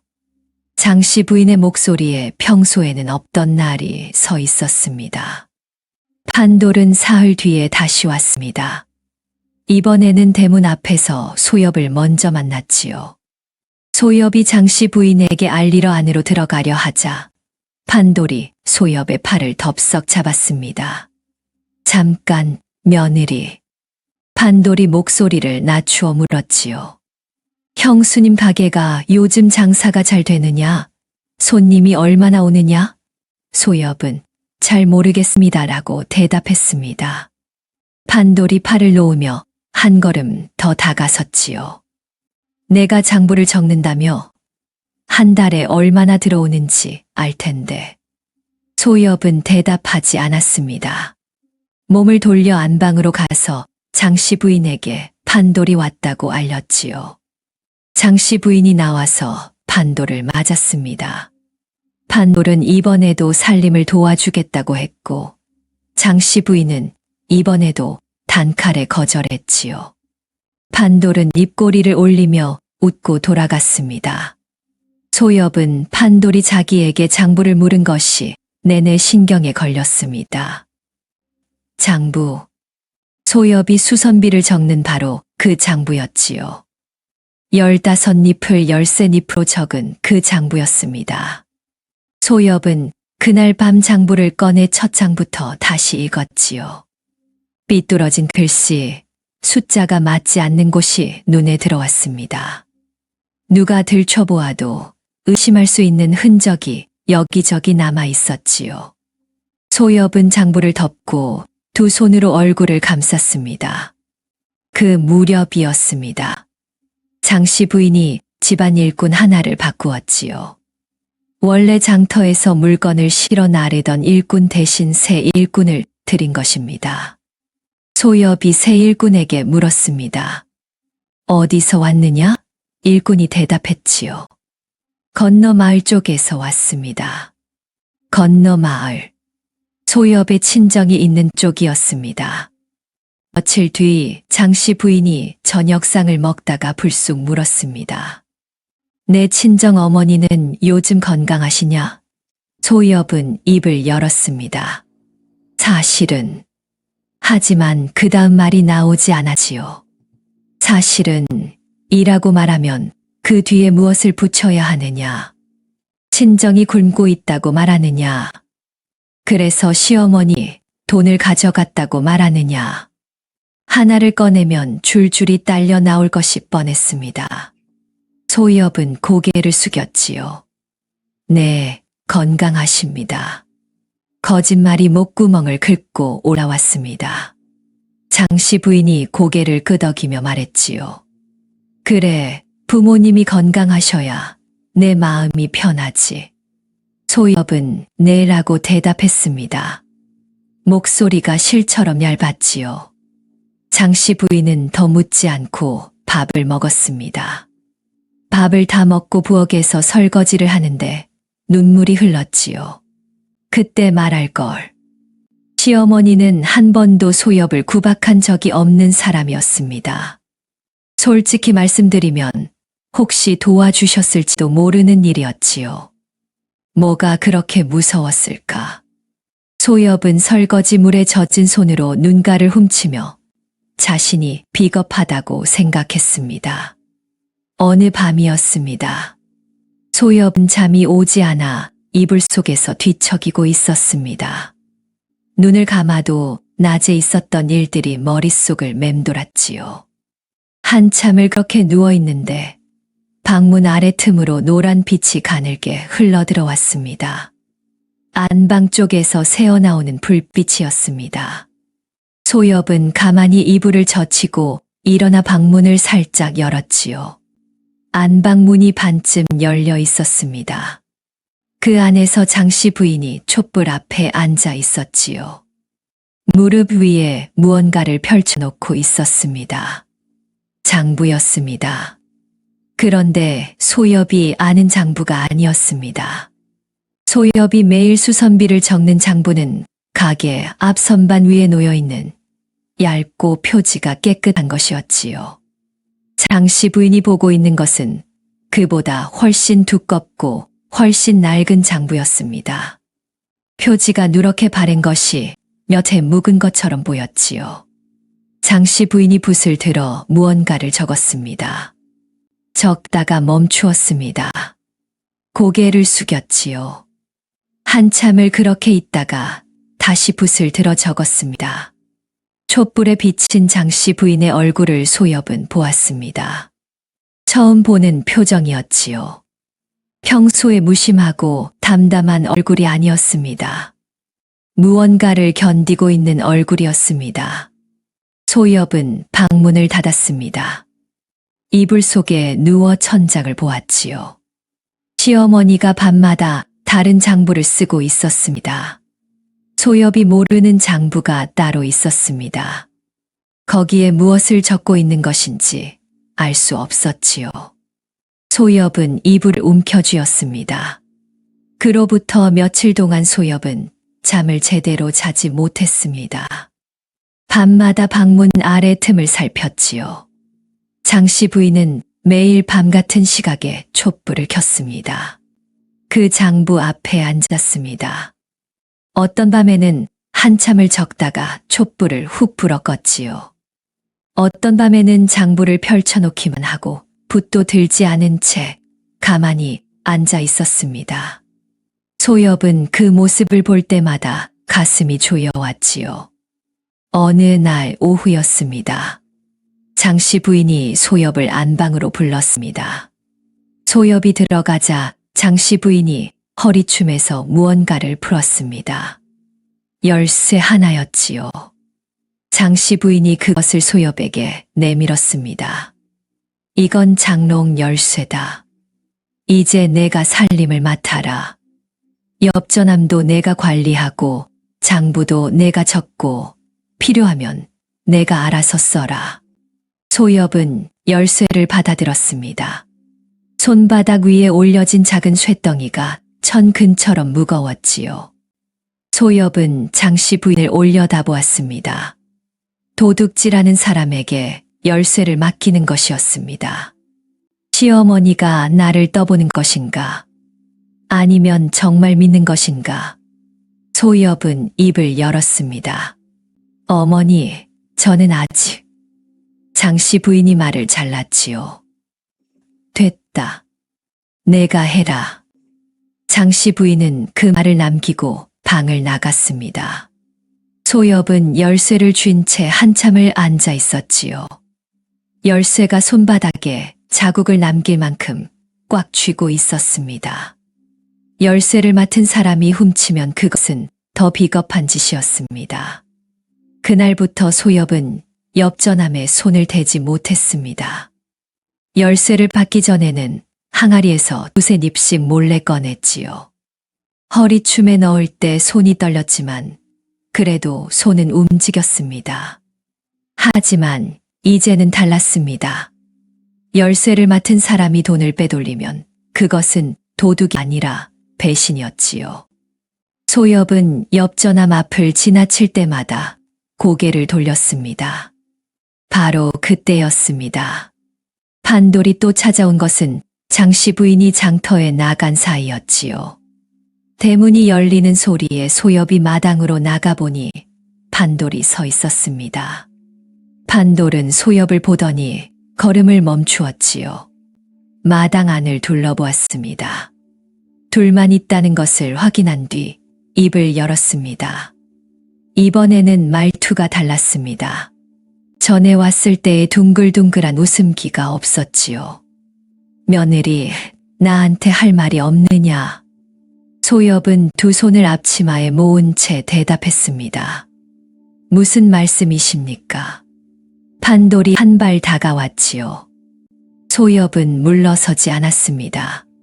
판돌이 목소리를 낮추었습니다. 지난번에 김씨 댁이 가게에서 수선비를 내는 걸 내가 봤다. 15잎을 하나하나 세는 걸 내 두 눈으로 똑똑히 봤어. 소엽의 얼굴에서 핏기가 빠졌지요. 판돌이 말을 이었습니다. 그런데 가게 장부를 슬쩍 봤더니 열쇠 잎이라고 적혀 있더구만. 두 잎이 어디로 갔는지 며느리가 잘 알겠지. 판돌이 가게에 드나들 때 손님이 돈을 내는 것을 지켜보고 그것을 장부와 대조한 것이었습니다. 소엽의 입이 바싹 말랐습니다. 판돌이 한 발 더 다가오며 말했지요. 형수님한테 말할 수도 있지. 하지만 나는 착한 사람이니까 내가 나를 좀 도와주면 모른 척 해주마. 소엽은 겨우 입을 열었습니다. 무엇을 도우란 말씀입니까? 판돌이 웃었습니다. 눈은 웃지 않았지요. 형수님 장부를 좀 보여다오. 이 집 살림이 얼마나 되는지 알아야 내가 형의 유산을 지킬 수 있지 않겠느냐. 소엽의 등에 식은땀이 흘렀습니다. 장부를 보여주면 판돌은 이 집 재산을 전부 파악합니다. 보여주지 않으면 시어머니에게 도둑질을 알리겠지요. 소엽은 한참을 서 있다가 입을 열었습니다. 생각할 시간을 주십시오. 판돌이 고개를 끄덕였습니다. 사흘 준다. 사흘 뒤에 다시 오마. 판돌은 대문을 나서며 뒤도 돌아보지 않았지요. 소엽은 마당에 쪼그리고 앉았습니다. 한참을 움직이지 못했지요. 시어머니에게 말할까? 판돌이 찾아와서 장부를 보여달라고 협박했다고. 하지만 그러면 판돌이 소엽의 도둑질을 시어머니에게 말합니다. 시어머니에게 말해도 막히고 판돌에게 장부를 줘도 막혔습니다. 두 쪽 다 길이 없었지요. 해가 기울 무렵 장씨 부인이 장터에서 돌아왔습니다. 소엽은 아무렇지 않은 얼굴로 저녁상을 차렸지요. 밥을 먹는 동안 장씨 부인이 말했습니다. 오늘 내가 장터에 있는 동안 누가 왔더냐? 소엽의 숟가락이 잠깐 멈추었습니다. 시아주버님이 다녀가셨습니다. 장씨 부인의 눈이 좁아졌지요. 무슨 말을 하던가. 소엽은 고개를 숙인 채 대답했습니다. 안부만 물으시고 가셨습니다. 거짓말이었습니다. 장씨 부인은 한참 동안 소엽을 바라보았지요. 소엽은 고개를 들지 못했습니다. 장씨 부인이 천천히 입을 열었습니다. 그래, 그 한마디뿐이었지요. 장씨 부인은 밥을 마저 먹었습니다. 그날 밤이었습니다. 소엽은 또 방문 틈으로 안방 쪽을 살폈지요. 장씨 부인은 그 밤에도 촛불 앞에 앉아 있었습니다. 하지만 이번에는 장부가 아니라 다른 것을 보고 있었습니다. 작은 보자기에 쌓인 무언가를 풀어 무릎 위에 올려놓았지요. 소엽은 어둠 속에서 눈을 가늘게 떴지만 그것이 무엇인지 보이지 않았습니다. 장씨 부인이 그것을 한참 들여다보았습니다. 손으로 어루만지듯 쓸어내리기도 했지요. 한참이 지나서야 다시 보자기에 싸서 안방 구석 장롱 아래쪽 서랍에 넣었습니다. 소엽은 그 장롱의 위치를 눈에 담아두었지요. 사흘이 되기 전날이었습니다. 소엽은 결심했지요. 판돌에게 장부를 보여줄 수 없다. 시어머니의 살림을 넘길 수 없다. 하지만 판돌이 시어머니에게 도둑질을 고하면 어찌 되느냐. 그것도 막아야 했습니다. 막아야 하는데 어떻게 막아야 할지 알 수가 없었지요. 판돌이 약속한 사흘째 되는 날 찾아왔습니다. 소엽은 마당에서 판돌을 맞아 조용히 말했지요. 장부는 못 보여드립니다. 시어머니가 항상 곁에 두고 계셔서 꺼낼 수가 없습니다. 판돌의 눈이 좁아졌습니다. 그러면 형수님한테 직접 이야기하마. 며느리가 수선비를 빼돌리고 있다고. 소엽이 잠깐만요라고 말했지만 판돌은 멈추지 않았지요. 소엽의 말을 등 뒤로 흘리며 안방 쪽으로 성큼성큼 걸어갔습니다. 소엽은 뒤따라가면서 입이 바짝 말랐지요. 안방 문이 열렸습니다. 장씨 부인이 문 안에 서 있었지요. 판돌이 입을 열려는 바로 그 순간 장씨 부인이 먼저 말했습니다. 판돌이, 내가 이 집에 무슨 볼일이 있어 자꾸 오느냐. 판돌이 한마디 하려 했지만 장씨 부인이 끊었지요. 형의 재산이 타나면 그렇다고 말하지. 왜 며느리를 들들 볶느냐. 판돌의 입이 닫혔습니다. 장씨 부인이 한 발 다가갔지요. 그리고 내가 형의 재산을 이야기하려면 20년 전에 내가 형 것을 얼마나 가져갔는지부터 이야기하자꾸나. 판돌의 얼굴이 돌처럼 굳어졌습니다. 장씨 부인은 판돌의 눈을 똑바로 보며 말했지요. 오늘은 가거라. 판돌은 이를 악물었습니다.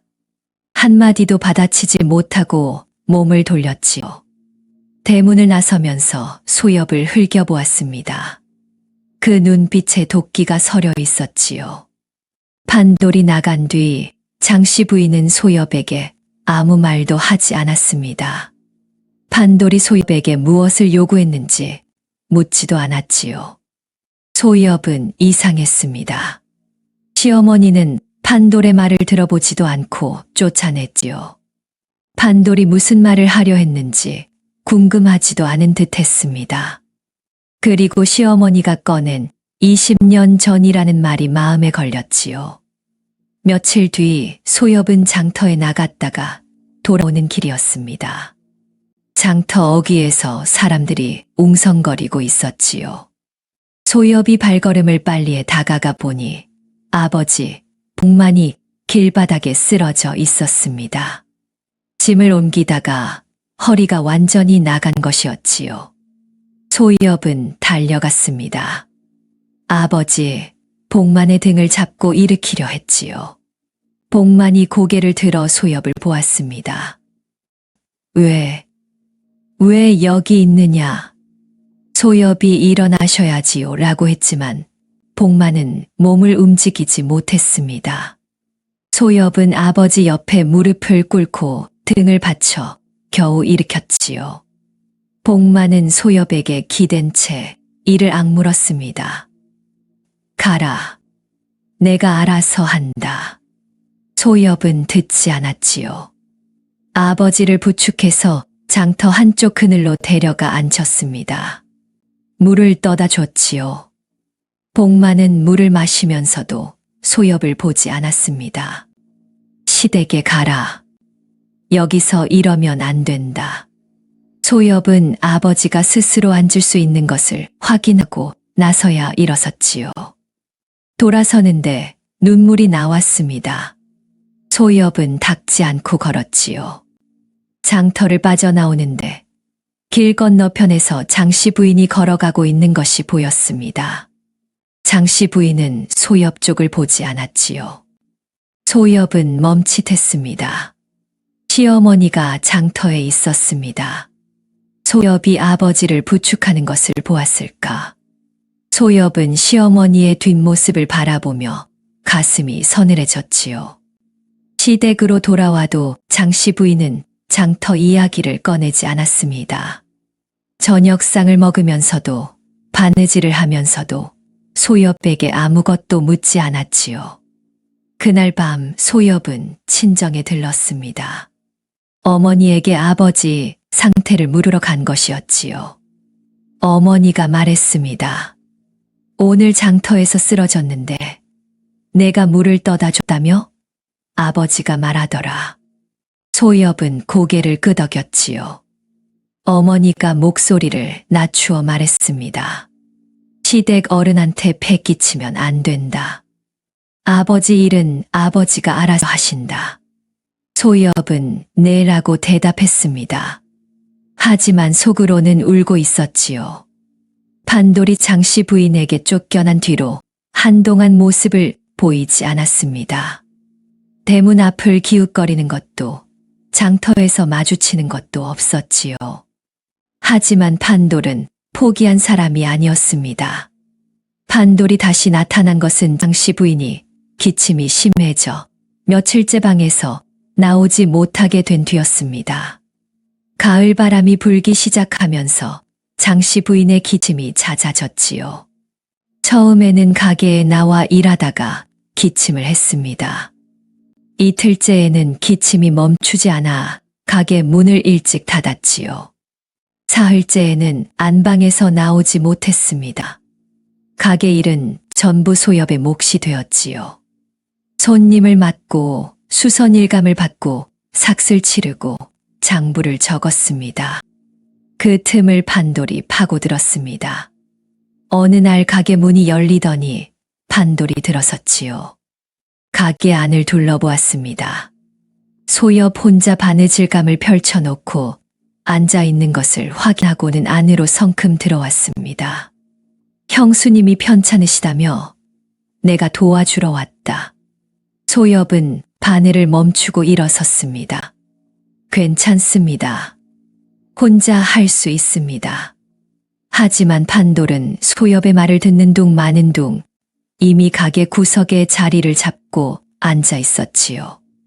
등을 벽에 기대고 다리를 뻗으며 말했습니다. 내가 며칠 여기서 좀 보겠다. 손님이 돈 낼 때 내가 얼마를 적는지 내 눈으로 직접 확인해야겠다. 소엽의 얼굴이 하얗게 변했습니다. 판돌은 실제로 그 뒤 며칠간 가게에 나타났지요. 아침에 오면 구석에 앉아 해가 기울 때까지 버텼습니다. 손님이 올 때마다 눈을 빛내며 지켜보았지요. 손님이 엽전을 세어 내려놓으면 판돌의 시선이 엽전에서 소엽의 손으로, 소엽의 손에서 장부로 따라 붙었습니다. 소엽은 그 며칠 동안 한 입도 빼지 못했습니다. 장부의 숫자를 적을 때마다 손이 떨렸지요. 판돌의 눈이 등 뒤에서 장부 위에 먹글씨를 읽고 있다는 것을 알았기 때문이었습니다. 며칠째 되는 날이었습니다. 손님이 나간 뒤 판돌이 자리에서 일어나 가게 선반으로 다가갔습니다. 장부를 집어들었지요. 소엽이 그건 가게 장부입니다 라고 했지만 판돌은 이미 장부를 펼치고 있었습니다. 한 장 한 장 넘기며 눈을 가늘게 떴지요. 어떤 쪽에서 멈추더니 입꼬리를 올렸습니다. 여기 김씨 댁 수선비 13잎이라고 적혀 있구만. 그날 내가 본 건 15잎이었는데 소엽은 아무 말도 할 수 없었습니다. 판돌이 장부를 덮으며 소엽을 보았지요. 이걸 형수님이 보시면 뭐라 하실까? 소엽이 겨우 입을 열었습니다. 돌려주십시오. 판돌은 장부를 소엽에게 건네주며 목소리를 낮추었지요. 형수님이 일어나시기 전에 내가 잘 생각해라. 내가 이 집 살림을 맡게 해주면 내 비밀은 내가 묻어준다. 판돌은 장부를 소엽의 손에 쥐어주고 가게를 나갔습니다. 소엽은 장부를 가슴에 껴안은 채 가게 구석에 쪼그리고 앉았지요. 판돌이 장부를 보았습니다. 구체적인 날짜와 금액까지 대고 있었습니다. 소엽은 장부를 껴안은 팔에 힘을 주었지요. 손가락 마디가 하얗게 질렸습니다. 장씨 부인은 사흘 만에 기침이 잦아들며 자리에서 일어났습니다. 일어나자마자 가게로 나왔지요. 밀린 일감을 하나하나 확인하고 손님에게 보낼 것과 아직 손대지 못한 것을 가려냈습니다. 소엽이 며칠간 혼자 처리한 것을 살펴보더니 고개를 끄덕였지요. 그리고 소엽에게 말했습니다. 가게에만 있으면 답답하니 밖에 나가서 바람 좀 쐬고 오너라. 소엽은 네 다녀오겠습니다라고 하고 밖으로 나갔습니다. 하지만 바람을 쐬는 것은 아무런 위안이 되지 않았지요. 그날 밤이었습니다. 장씨 부인이 소엽을 안방으로 불렀습니다. 소엽이 들어가니 장씨 부인이 바느질감 위에 손을 올려놓은 채 앉아 있었지요. 바늘을 들지 않고 소엽을 보았습니다. 소엽아, 요즘 내 얼굴이 많이 상했다. 무슨 걱정이 있느냐? 소엽은 고개를 숙였습니다. 아닙니다. 장씨 부인은 한참 동안 소엽을 보다가 말했지요. 내가 너한테 일을 많이 시켜서 힘들었지. 앞으로는 좀 줄이마. 소엽은 고개를 더 숙였습니다. 이 삶의 돈을 훔치고 있기 때문이었습니다. 이 사람의 시동생에게 비밀을 잡혀 있기 때문이었지요. 소엽은 감사합니다 라고만 하고 방을 나왔습니다. 방문을 닫는 순간이었습니다. 안방에서 장씨 부인의 혼잣말이 벽 너머로 흘러나왔지요. 그놈이 또 기웃거렸겠지. 소엽은 복도에서 멈칫했습니다. 발이 떨어지지 않았지요. 시어머니가 알고 있었습니다. 자기가 알아누운 사이에 판돌이 왔다는 것을. 소엽은 한참을 서 있다가 자기 방으로 들어갔습니다. 다음 날 오후였습니다. 판돌이 또 왔지요. 이번에는 장씨 부인이 가게에 있는 시간이었습니다. 판돌이 대문을 열고 들어오자 장씨 부인이 손에 쥐고 있던 가위를 내려놓고 일어섰지요. 판돌이 먼저 입을 열었습니다. 형수님, 오늘은 할 말이 있어서 왔소. 장씨 부인이 대답했습니다. 말해보시오. 판돌이 소엽을 힐끗 보며 말했지요. 며느리 보는 앞에서 하기 그러니 둘이만 이야기합시다. 장씨 부인은 소엽을 돌아보았습니다. 나가 있거라. 소엽은 가게를 나왔지요. 하지만 문 밖에 서서 아내 소리를 들었습니다. 판돌의 목소리가 낮게 들렸습니다. 형수님이 아프신 동안 며느리가 장부를 관리했는데 숫자가 안 맞는 곳이 있더이다. 소엽의 심장이 멈추는 것 같았지요. 판돌이 말을 이었습니다. 며느리가 돈을 빼돌리고 있는 것 같소. 이런 며느리한테 살림을 맡겨두면 안 되지 않소. 내가 맡겠소. 긴 침묵이 흘렀습니다. 소엽은 문 밖에서 주먹을 쥐었지요. 손톱이 손바닥을 파고들었습니다. 장씨 부인의 목소리가 들렸습니다. 판돌이, 내가 이 집 장부가 그렇게 궁금하면 가져가 봐라. 가게 장부는 선반 위에 있다. 하지만 내가 그 장부를 들고 나가는 순간 내가 무엇을 잃을지는 내가 감당해라. 판돌이 웃는 소리가 들렸습니다. 형수님이 겁을 주시는 거요? 장씨 부인은 대답하지 않았지요. 침묵이 길어졌습니다. 판돌이 알겠소, 가겠소라고 하며 자리에서 일어서는 소리가 났습니다. 소엽은 문 밖에서 듣고 있었습니다. 판돌이 시어머니에게 말했지요. 며느리가 돈을 빼돌리고 있다고. 시어머니는 뭐라고 했습니까? 장부를 가져가 봐라. 소엽은 시어머니의 말을 곱씹었습니다. 시어머니는 판돌의 말에 놀라지 않았지요. 며느리가 돈을 빼돌린다는 말에 화를 내지도 않았습니다. 소엽을 불러 추궁하지도 않았지요. 소엽은 벽에 등을 기댔습니다. 다리에 힘이 빠졌습니다. 시어머니도 알고 있었던 것입니까? 그날 밤이었습니다. 소엽은 결심했지요. 더 이상 이 집에 있을 면목이 없었습니다. 판돌이 말했고 시어머니도 들었습니다. 시어머니가 추궁하지 않은 것이 오히려 더 무거웠지요. 화를 내면 차라리 벌을 받고 끝낼 수 있었습니다. 하지만 시어머니는 아무 말도 하지 않았습니다. 소엽은 보따리를 꺼냈습니다. 옷까지 두어 벌을 접어 넣었지요. 바늘과 실을 그 위에 올려놓았습니다.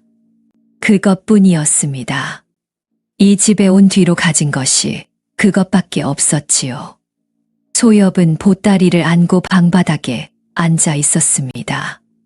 내일 새벽 시어머니 앞에 무릎 꿇고 사죄하고 이 집을 나간다. 소엽은 벽 너머 안방을 향해 속으로 말했습니다. 어머니, 못난 며느리를 용서하십시오. 소엽의 눈에서 눈물이 흘러 보따리 위에 떨어졌습니다. 새벽이었습니다. 소엽은 보따리를 들고 방문을 열었습니다. 마당을 건너 안방으로 가려는데 안방 문이 먼저 열렸지요. 장씨 부인이 서 있었습니다. 옷을 갖춰 입고 있었습니다. 잠에서 막 깬 모습이 아니었지요. 밤새 깨어 있었던 사람의 얼굴이었습니다. 장씨 부인이 소엽의 손에 들린 보따리를 보았습니다. 그리고 소엽의 얼굴을 보았지요. 소엽은 보따리를 마당에 내려놓았습니다. 그리고 장씨 부인 앞에 무릎을 꿇었습니다. 참았던 것이 터졌지요. 어머니, 제가 잘못했습니다. 목소리가 갈라졌습니다. 친정이 너무 어려워서 어머니 살림에서 돈을 몰래 가져갔습니다. 엽전 몇 입씩 여러 번 가져갔습니다. 장부도 속였습니다. 수선비를 적게 적고 남는 돈을 빼돌렸습니다. 소엽은 이마가 땅에 닿도록 고개를 숙였지요. 때려 주십시오. 내쫓아 주십시오. 하지만 제발 친정 부모님은 탓하지 말아 주십시오. 부모님은 아무것도 모릅니다. 제가 바느질 품삯이라고 거짓말한 겁니다. 장씨 부인은 말이 없었습니다. 한참 동안 소엽을 내려다보았지요. 소엽은 고개를 숙인 채 시어머니의 대답을 기다렸습니다. 호통이 떨어질 줄 알았습니다. 뺨을 맞을 각오도 하고 있었지요. 그런데 장씨 부인이 소엽 앞에 천천히 무릎을 꿇었습니다. 소엽이 고개를 들었지요. 장씨 부인이 무릎을 꿇고 있었습니다. 시어머니가 며느리 앞에 소엽은 어머니 무슨 이라고 했지만 장씨 부인이 양손을 땅에 짚고 고개를 숙였습니다. 큰절이었지요. 소엽은 얼어붙었습니다. 장씨 부인이 절을 마치고 고개를 들었습니다. 눈이 젖어 있었지요. 장씨 부인이 입을 열었습니다. 내가 가져간 돈은 도둑질이 아니다. 소엽은 그 말을 알아듣지 못했습니다. 장씨 부인이 말을 이었지요. 20년 전 겨울이었다. 갓난아기를 안고 길에서 죽어가던 여인이 있었다. 남편이 죽고 시동생한테 재산을 빼앗기고 갈 곳이 없어 얼어 죽기 직전이었다. 장씨 부인의 목소리가 낮게 가라앉았습니다. 그 여인을 자기 집으로 데려간 사람이 있었다. 석 달 동안 자기 식구 밥을 줄여가며 먹이고 재웠다.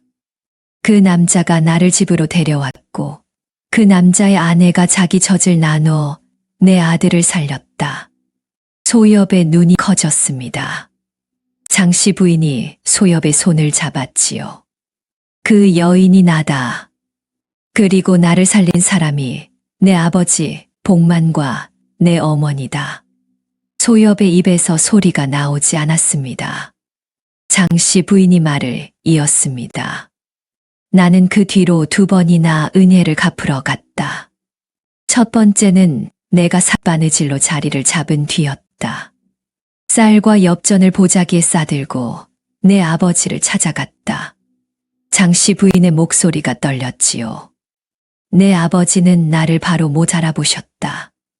내가 그해 겨울 이야기를 꺼내자 그제야 기억을 더듬으셨지만 보자기를 보시더니 이러셨다. 장씨 부인이 복만의 말투를 그대로 옮겼습니다. 그런 거 받을 일 한 적 없소. 사람이 쓰러져 있으면 일으키는 게 당연한 건데 무슨 갚을 게 있소.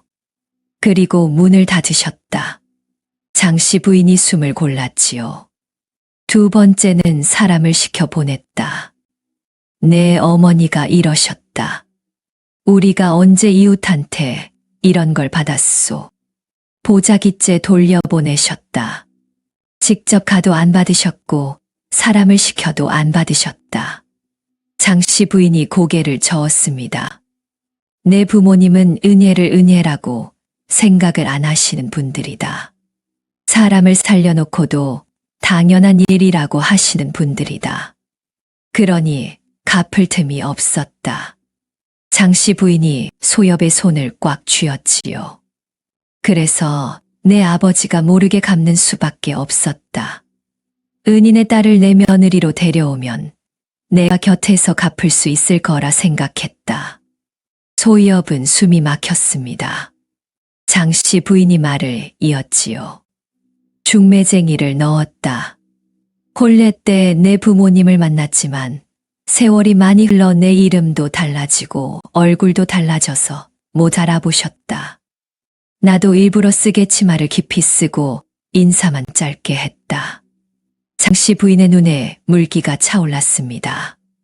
알아보시면 혼인 자체를 거부하실 분들이니까. 소엽은 온몸이 떨렸습니다. 장씨 부인이 소엽의 2 손을 감싸주며 말했지요. 내가 돈을 가져가는 걸 첫날부터 알았다.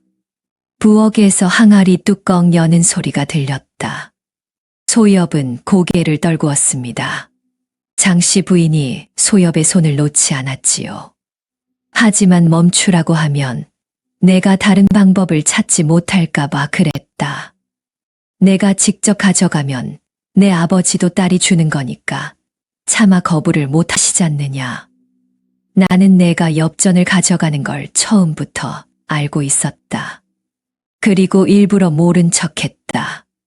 장씨 부인이 몸을 일으켜 안방으로 들어갔습니다. 잠시 뒤 돌아왔을 때 2 손에 들고 있는 것이 있었지요.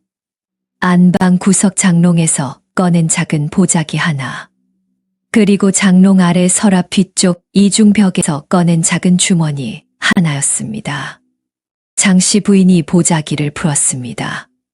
안에는 낡은 헝겊 조각이 있었지요. 빛이 바래고 오리사가 손에 쥐면 부서질 것 같았습니다. 20년 전 복만의 아내가 장씨의 갓난아기를 감싸주었던 포대기 조각이었지요. 장씨 부인이 이것을 20년 동안 간직하고 있었습니다. 밤마다 촛불 앞에서 꺼내보던 것이 바로 이것이었지요. 장씨 부인이 주머니를 열었습니다. 엽전이 가득 차 있었습니다. 나는 내가 장부에서 한두 입 빼먹는 걸 알고 있었다. 따지지 않았다. 오히려 엽전함에 돈을 더 넣어두었다. 내가 가져가도 살림에 모자라지 않게. 장씨 부인이 주머니를 기울여 소엽에게 보여주었지요. 그리고 내가 가져간 것보다 더 많은 돈을 내가 따로 모아뒀다. 내 친정에 보내려고. 내가 3입 가져가면 나는 10입을 여기에 넣어뒀다. 소엽은 울음을 터뜨렸습니다.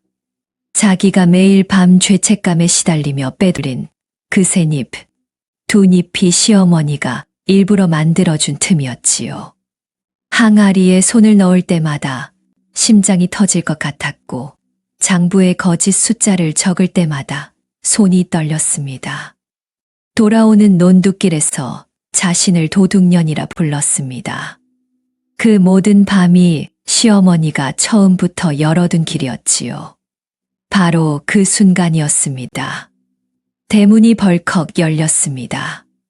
판돌이었지요. 판돌의 손에 장부가 들려 있었습니다. 그리고 판돌 뒤에는 마을 이장이 서 있었습니다.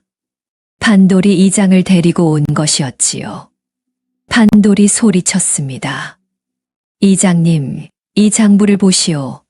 며느리가 시어머니 돈을 빼돌린 증거가 여기 다 있소. 이장이 장부를 받아들고 펼쳤습니다. 한 장 넘기고 두 장 넘겼지요. 그런데 이장의 표정이 이상해졌습니다. 눈을 가늘게 뜨고 장을 거듭 넘겼지요. 판돌이 다그쳤습니다. 보시오, 숫자가 안 맞지 않소. 이장이 고개를 들고 판돌을 보았습니다. 판돌이 이건 가게 장부가 아니다. 판돌의 얼굴이 굳어졌지요. 이장이 장부를 들어보였습니다. 여기에 20년 전 내 형이 죽고 난 뒤 형수 재산에서 내가 가져간 물목이 하나하나 적혀 있다. 논 2마지기, 소 1마리, 엽전 300립. 이거 내가 가져간 것 아니냐. 판돌의 입이 벌어졌습니다. 판돌이 가져온 장부는 가게 선반 위의 겉장부가 아니었지요. 장씨 부인이 알아누운 사이에 판돌이 가게를 뒤졌습니다. 가게 뒤쪽 서랍에서 겉장부보다 더 두껍고 상세한 장부를 발견했지요. 판돌은 이것이 진짜 장부라고 판다하고 가져갔습니다. 하지만 그것은 장씨 부인이 밤마다 촛불 앞에서 기록하던 속장부였지요. 겉장부와 속장부 구분을 모르는 판돌이 욕심에 눈이 멀어 확인도 하지 않고 들고 나온 것이었습니다. 그 속장부 안에는 소엽이 빼돌린 돈의 내역이 아니라 장씨 부인이 20년간 기록한 자기 인생이 적혀 있었지요. 그리고 그 첫 장에는 판돌이 형의 재산에서 가로챈 항목들이 날짜와 물목까지 꼼꼼히 적혀 있었습니다. 이장이 판돌에게 말했습니다. 며느리 도둑질을 고발하러 온 건 내 마음이지만 이 장부에 적힌 건 내 도둑질이다. 이건 어떻게 할 거냐. 판돌이 장부를 빼앗으려 손을 뻗었지만 이장이 장부를 등 뒤로 거두어 들었지요. 판돌은 장씨 부인을 보았습니다. 장씨 부인은 아무 말도 하지 않았습니다. 입을 열지도 않았고 눈빛 하나 변하지 않았지요. 판돌은 이를 악물고 돌아서서 대문을 나갔습니다. 이장이 장씨 부인에게 이거는 문중에서 다루겠소 라고 한마디 남기고 떠났지요. 마당에 장씨 부인과 소엽만 남았습니다. 소엽은 여전히 무릎을 꿇고 있었지요. 장씨 부인이 소엽에게 다가와 두 손으로 소엽의 팔을 잡아 일으켰습니다. 일어나라. 소엽은 일어서면서도 눈물이 멈추지 않았습니다. 장씨 부인이 소엽의 얼굴을 두 손으로 감싸며 말했지요. 내가 고맙다. 내가 아니었으면 나는 평생 이 빚을 갚지 못했을 거다. 그날 오후였습니다. 장씨 부인과 소엽은 나란히 친정으로 향했습니다. 소엽은 시어머니 반 발짝 뒤를 따라 걸으면서도 믿기지 않았지요. 오늘 새벽에 보따리를 싸고 이 집을 나가려 했던 사람이 지금 시어머니와 나란히 같은 길을 걷고 있었습니다. 친정 울타리가 보였습니다. 대문을 열고 들어서자 복만이 마루 끝에 겨우 기대 앉아 있었지요. 허리를 반쯤 세운 채 한쪽 팔로 기둥을 잡고 있었습니다. 부엌에서 어머니가 나왔습니다. 소엽과 장씨 부인을 보더니 행주로 손을 닦으며 마당으로 내려섰지요. 장씨 부인이 복만 앞에 섰습니다. 복만은 사돈어른을 올려다보았지요. 장씨 부인이 입을 열었습니다. 사돈어른, 저 기억하시겠습니까? 20년 전 겨울 아기를 안고 길에서 쓰러져 있던 여인입니다. 복만의 눈이 가늘어졌습니다. 장씨 부인의 얼굴을 한참 들여다보았지요. 기억이 돌아오기까지 시간이 걸렸습니다. 장씨 부인이 말을 이었습니다. 그때 저를 집으로 데려가셨습니다. 석 달을 먹이고 재워주셨습니다. 제가 떠날 때 가진 돈까지 쥐어주셨지요. 복만의 입이 벌어졌습니다. 그리고 천천히 다물어졌지요. 옆에 서 있던 어머니가 손으로 입을 막았습니다. 이 여인이 그때 그 사람이었습니다. 장씨 부인이 복만 앞에 무릎을 꿇었습니다. 복만이 몸을 일으키려 했지요. 그러지 마시오. 일어나시오. 하지만 장씨 부인은 고개를 숙였습니다. 갚지 말라고 하셨지요. 갚으러 오면 모른 척한다고 하셨지요. 그래서 20년을 돌아갔습니다. 직접 올 수가 없어서 당신 딸의 손을 빌렸습니다. 소엽이 앞으로 나왔습니다. 부모님을 마주 보았지요. 복만의 눈과 어머니의 눈이 소엽에게 향했습니다. 소엽은 입을 열었습니다. 아버지, 어머니, 사실 제가 그동안 들인 돈은 제가 번 게 아닙니다. 어머니의 얼굴이 굳어졌지요. 소엽이 말을 이었습니다. 시어머니 살림에서 몰래 빼돌린 겁니다. 바느질 품삯이라고 거짓말했습니다. 복만이 소엽을 보았습니다. 소엽은 고개를 숙였지요. 죄송합니다. 복만은 한참 동안 아무 말이 없었습니다. 어머니가 먼저 울었지요. 손으로 입을 틀어막고 돌아서서 울었습니다. 복만이 입을 열었습니다. 목소리가 갈라져 있었지요. 사돈 어른이 그때 그 여인이었단 말이냐. 장씨 부인이 고개를 끄덕였습니다. 복만은 고개를 돌렸습니다. 천장을 보았지요. 한참을 그렇게 있었습니다. 20년 전 겨울이 떠오르고 있었을 것입니다. 눈 쌓인 길 위에서 갓난아기를 껴안고 쓰러져 있던 여인. 자기 집으로 데려와 석 달을 먹이고 재웠던 일. 떠날 때 가진 돈을 쥐어주던 일. 그 여인이 20년 뒤에 사돈어른이 되어 앞에 서 있었습니다. 복만이 낮은 목소리로 말했습니다. 갚을 것 없다고 했는데 장씨 부인이 고개를 들고 복만을 보았지요. 갚은 게 아닙니다. 갚을 수가 없어서 그냥 곁에 있었을 뿐입니다. 복만의 눈에서 눈물이 흘렀습니다. 평생 남의 도움을 받지 않겠다고 살아온 사람이었지요. 그 사람이 20년 동안 자기도 모르게 은혜를 돌려받고 있었습니다. 어머니가 눈물을 닦으며 입을 열었습니다. 그날 내가 간 뒤에 누군가 약한 봉지를 문 앞에 놓고 갔더라. 누군지 몰랐다. 이웃한테 물어봐도 아무도 모른다고 했고, 어머니가 잠깐 말을 멈추었다가 장씨 부인을 보았지요. 그런데 지금 보니 그때 약봉지에 묶여있던 매듭이 있었는데 사돈어른이 옷 사실 때 묶는 매듭이랑 똑같구나. 장씨 부인은 아무 말 없이 고개를 돌렸습니다. 소엽이 시어머니를 바라보았지요. 문 앞에 놓인 약봉지. 그것을 보낸 사람이 시어머니였습니다. 소엽은 시어머니 옆에 서서 지난 날들을 하나씩 떠올렸습니다. 시어머니가 건너 마을 약재상으로 심부름을 보냈을 때가 떠올랐지요.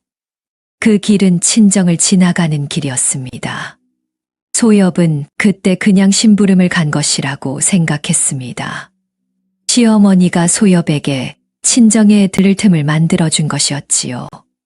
장터에서 아버지가 쓰러졌을 때도 떠올랐습니다. 소엽이 달려가서 물을 떠다 준 뒤 돌아서는데 장터 건너편에서 시어머니가 걸어가고 있었지요. 소엽이 아버지를 부축하는 것을 보고 있었을 것입니다. 그러고도 저녁에 아무 말도 하지 않았습니다. 시어머니가 낡은 옷을 팔라고 준 것도 떠올랐지요. 옷 속 솔기에 옥 조각을 꿰매둔 것도 시어머니였습니다. 소엽이 그 돈에서 20잎을 빼돌려 아버지 약을 산 것을 장부에 60잎이라고 적은 것을 시어머니는 처음부터 알고 있었지요. 시어머니가 장롱 열쇠를 맡겼을 때도 떠올랐습니다. 이제 내가 살림을 맡아라라고 했을 때 소엽은 시엄이라고 생각했지요. 하지만 시어머니는 소엽에게 더 많이 가져갈 수 있는 길을 열어준 것이었습니다. 열쇠를 맡은 뒤로 소엽이 오히려 손을 대지 못하게 된 것까지 시어머니는 알고 있었을 것입니다. 시어머니가 밤에 죽 한 그릇을 가져다 주며 오늘 하루 고생했다고 했을 때도 떠올라지요. 소엽은 겁이 나서 선뜻 먹지 못했습니다. 죄를 짓고 있으니 모든 것이 의심스러웠지요. 하지만 그 죽은 시어머니가 밤을 새워 쓴 것이었습니다. 소엽이 밤마다 울면서 잠을 못 자는 것을 벽 너머에서 듣고 있었기 때문이었지요. 시어머니가 쌍침지를 가르쳐 주던 밤도 떠올랐습니다. 내 솜씨가 제법이다. 좀 더 배우면 나보다 나아지겠구나. 그 말이 그때는 칭찬이었지요. 시어머니는 소엽이 혼자서도 살아갈 수 있게 만들어주고 있었습니다. 소엽은 시어머니 옆에 서서 울었습니다. 소리를 내어 울었지요. 복만이 장씨 부인을 한참 바라봤습니다. 목소리가 낮았지요. 그때 떠나면서 뭐라고 했었소?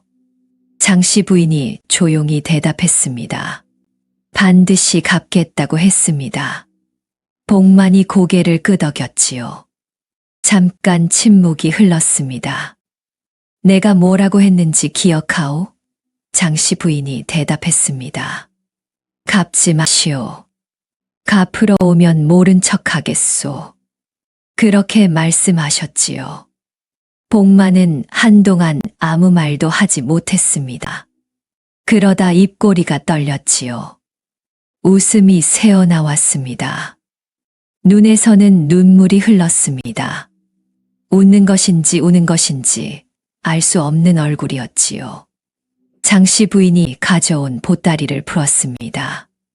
안에는 엽전이 든 주머니와 약재가 들어 있었지요. 장씨 부인은 그것을 복만 앞에 놓았습니다. 복만은 보따리를 내려다보았습니다. 예전 같으면 이런 거 받을 수 없소라고 했을 것이었지요. 하지만 복만은 아무 말도 하지 않았습니다. 그 침묵이 20년 만에 처음으로 은혜를 받아들이는 복만의 방식이었지요. 장씨 부인이 복만과 어머니를 번갈아 보며 입을 열었습니다. 한 가지 부탁이 있습니다. 이 집에서 시댁까지 너무 멀어서 소엽이 고생을 많이 했습니다. 시댁 옆에 빈 방이 있습니다. 거기로 오십시오. 같이 삽시다. 복만의 얼굴이 굳어졌습니다. 남의 집에 들어가 사는 것이었지요. 복만이 입을 열려는데 장씨 부인이 먼저 말했습니다. 신세 지는 게 아닙니다. 가게 일이 많아서 사람 손이 필요합니다. 장씨 부인이 어머니를 보았지요. 어머니는 바느질 마감을 도와주시고 복만을 보았습니다. 아버지는 몸이 나으시면 장터에서 물건을 받아오는 일을 맡아주시면 됩니다. 품삯을 드리겠습니다. 복만은 한참 동안 장씨 부인을 보았습니다. 장씨 부인은 복만의 눈을 피하지 않았지요. 복만이 어머니를 보았습니다. 어머니는 고개를 끄덕였지요. 복만이 낮은 목소리로 말했습니다. 일을 줄 수 있다면 가겠소. 보름이 지났습니다. 복만과 어머니는 시댁 옆인 방으로 이사했지요. 장씨 부인이 약재상에서 좋은 약을 지어왔고 어머니가 매일 약을 달여 복만에게 먹였습니다. 복만의 기침이 줄었습니다. 허리를 감싼 헝겊에 핏물이 배지 않는 날이 늘었지요. 한 달이 지나자 복만은 지팡이를 짚고 마당을 걸을 수 있게 되었습니다. 2달이 지나자 장터까지 천천히 걸어갈 수 있었지요. 장씨 부인은 약속대로 복만에게 장터에서 물건을 받아오는 일을 맡겼습니다. 무거운 짐은 일꾼이 했고 복만은 가벼운 바느질 재료를 받아왔지요. 품삯을 받는 날이었습니다. 복만은 엽전을 손에 쥐고 한참 동안 내려다보았지요. 남의 돈이 아니었습니다. 자기가 일해서 번 돈이었습니다. 어머니는 가게에서 바느질 마감을 도왔습니다.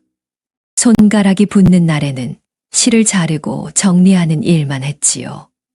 장씨 부인이 어머니 솜씨가 좋구만이라고 하면 어머니는 젊었을 때는 나도 꽤 했소라고 대답했습니다. 둘이 나란히 앉아 바느질하는 모습을 소엽은 부엌에서 지켜보았지요. 저녁이면 넷이 마주 앉아 밥을 먹었습니다. 장씨 부인이 국을 떠주고 소엽이 반찬을 놓고 어머니가 밥을 푸고 복만이 먼저 숟가락을 들었지요. 밥상이 크지 않아서 팔꿈치가 부딪혔습니다. 어머니가 좁구만이라고 하면 장씨 부인이 식구가 많으면 원래 좁은 법이오라고 했습니다. 복만은 말없이 밥을 먹다가 가끔 장씨 부인을 보았지요. 장씨 부인도 가끔 복만을 보았습니다. 둘 다 아무 말 없이 밥을 먹었습니다. 그것으로 충분했지요. 어느 저녁이었습니다. 밥을 먹고 나서 소엽이 부엌에서 설거지를 하는데 마당 쪽에서 웃음소리가 들렸지요. 나가보니 복만이 마루에 앉아 있었습니다. 장씨 부인이 옆에 앉아 있었지요. 장씨 부인이 무언가를 말했고 복만이 낮게 웃었습니다. 소엽은 처음 보는 광경이었지요. 아버지가 웃고 있었습니다. 시어머니도 웃고 있었습니다. 소엽은 부엌문에 기대어 서서 그 모습을 보았습니다. 어머니가 소엽 옆으로 와서 같이 보았지요. 어머니가 소엽의 손을 잡았습니다. 아무 말도 하지 않았습니다. 소엽은 생각했지요. 내일 아침에도 넷이 밥을 먹을 것입니다. 시어머니가 국을 끓이고 소엽이 반찬을 놓고 어머니가 밥을 퍼줄 것입니다. 아버지는 지팡이를 짚고 장터에 다녀올 것이지요. 숨기지 않아도 됩니다. 훔치지 않아도 됩니다. 울지 않아도 됩니다. 소엽은 시어머니의 손을 잡던 그 온기를 떠올렸습니다. 이불을 물지 않아도 되는 밤이 계속될 것이었지요. 오늘 이야기가 재밌으셨다면 아래 좋아요, 구독, 하이프 버튼 꾹 한 번씩만 부탁드립니다. 눌러주시는 그 한 번의 손길이 손니한테는 정말 큰 힘이 됩니다.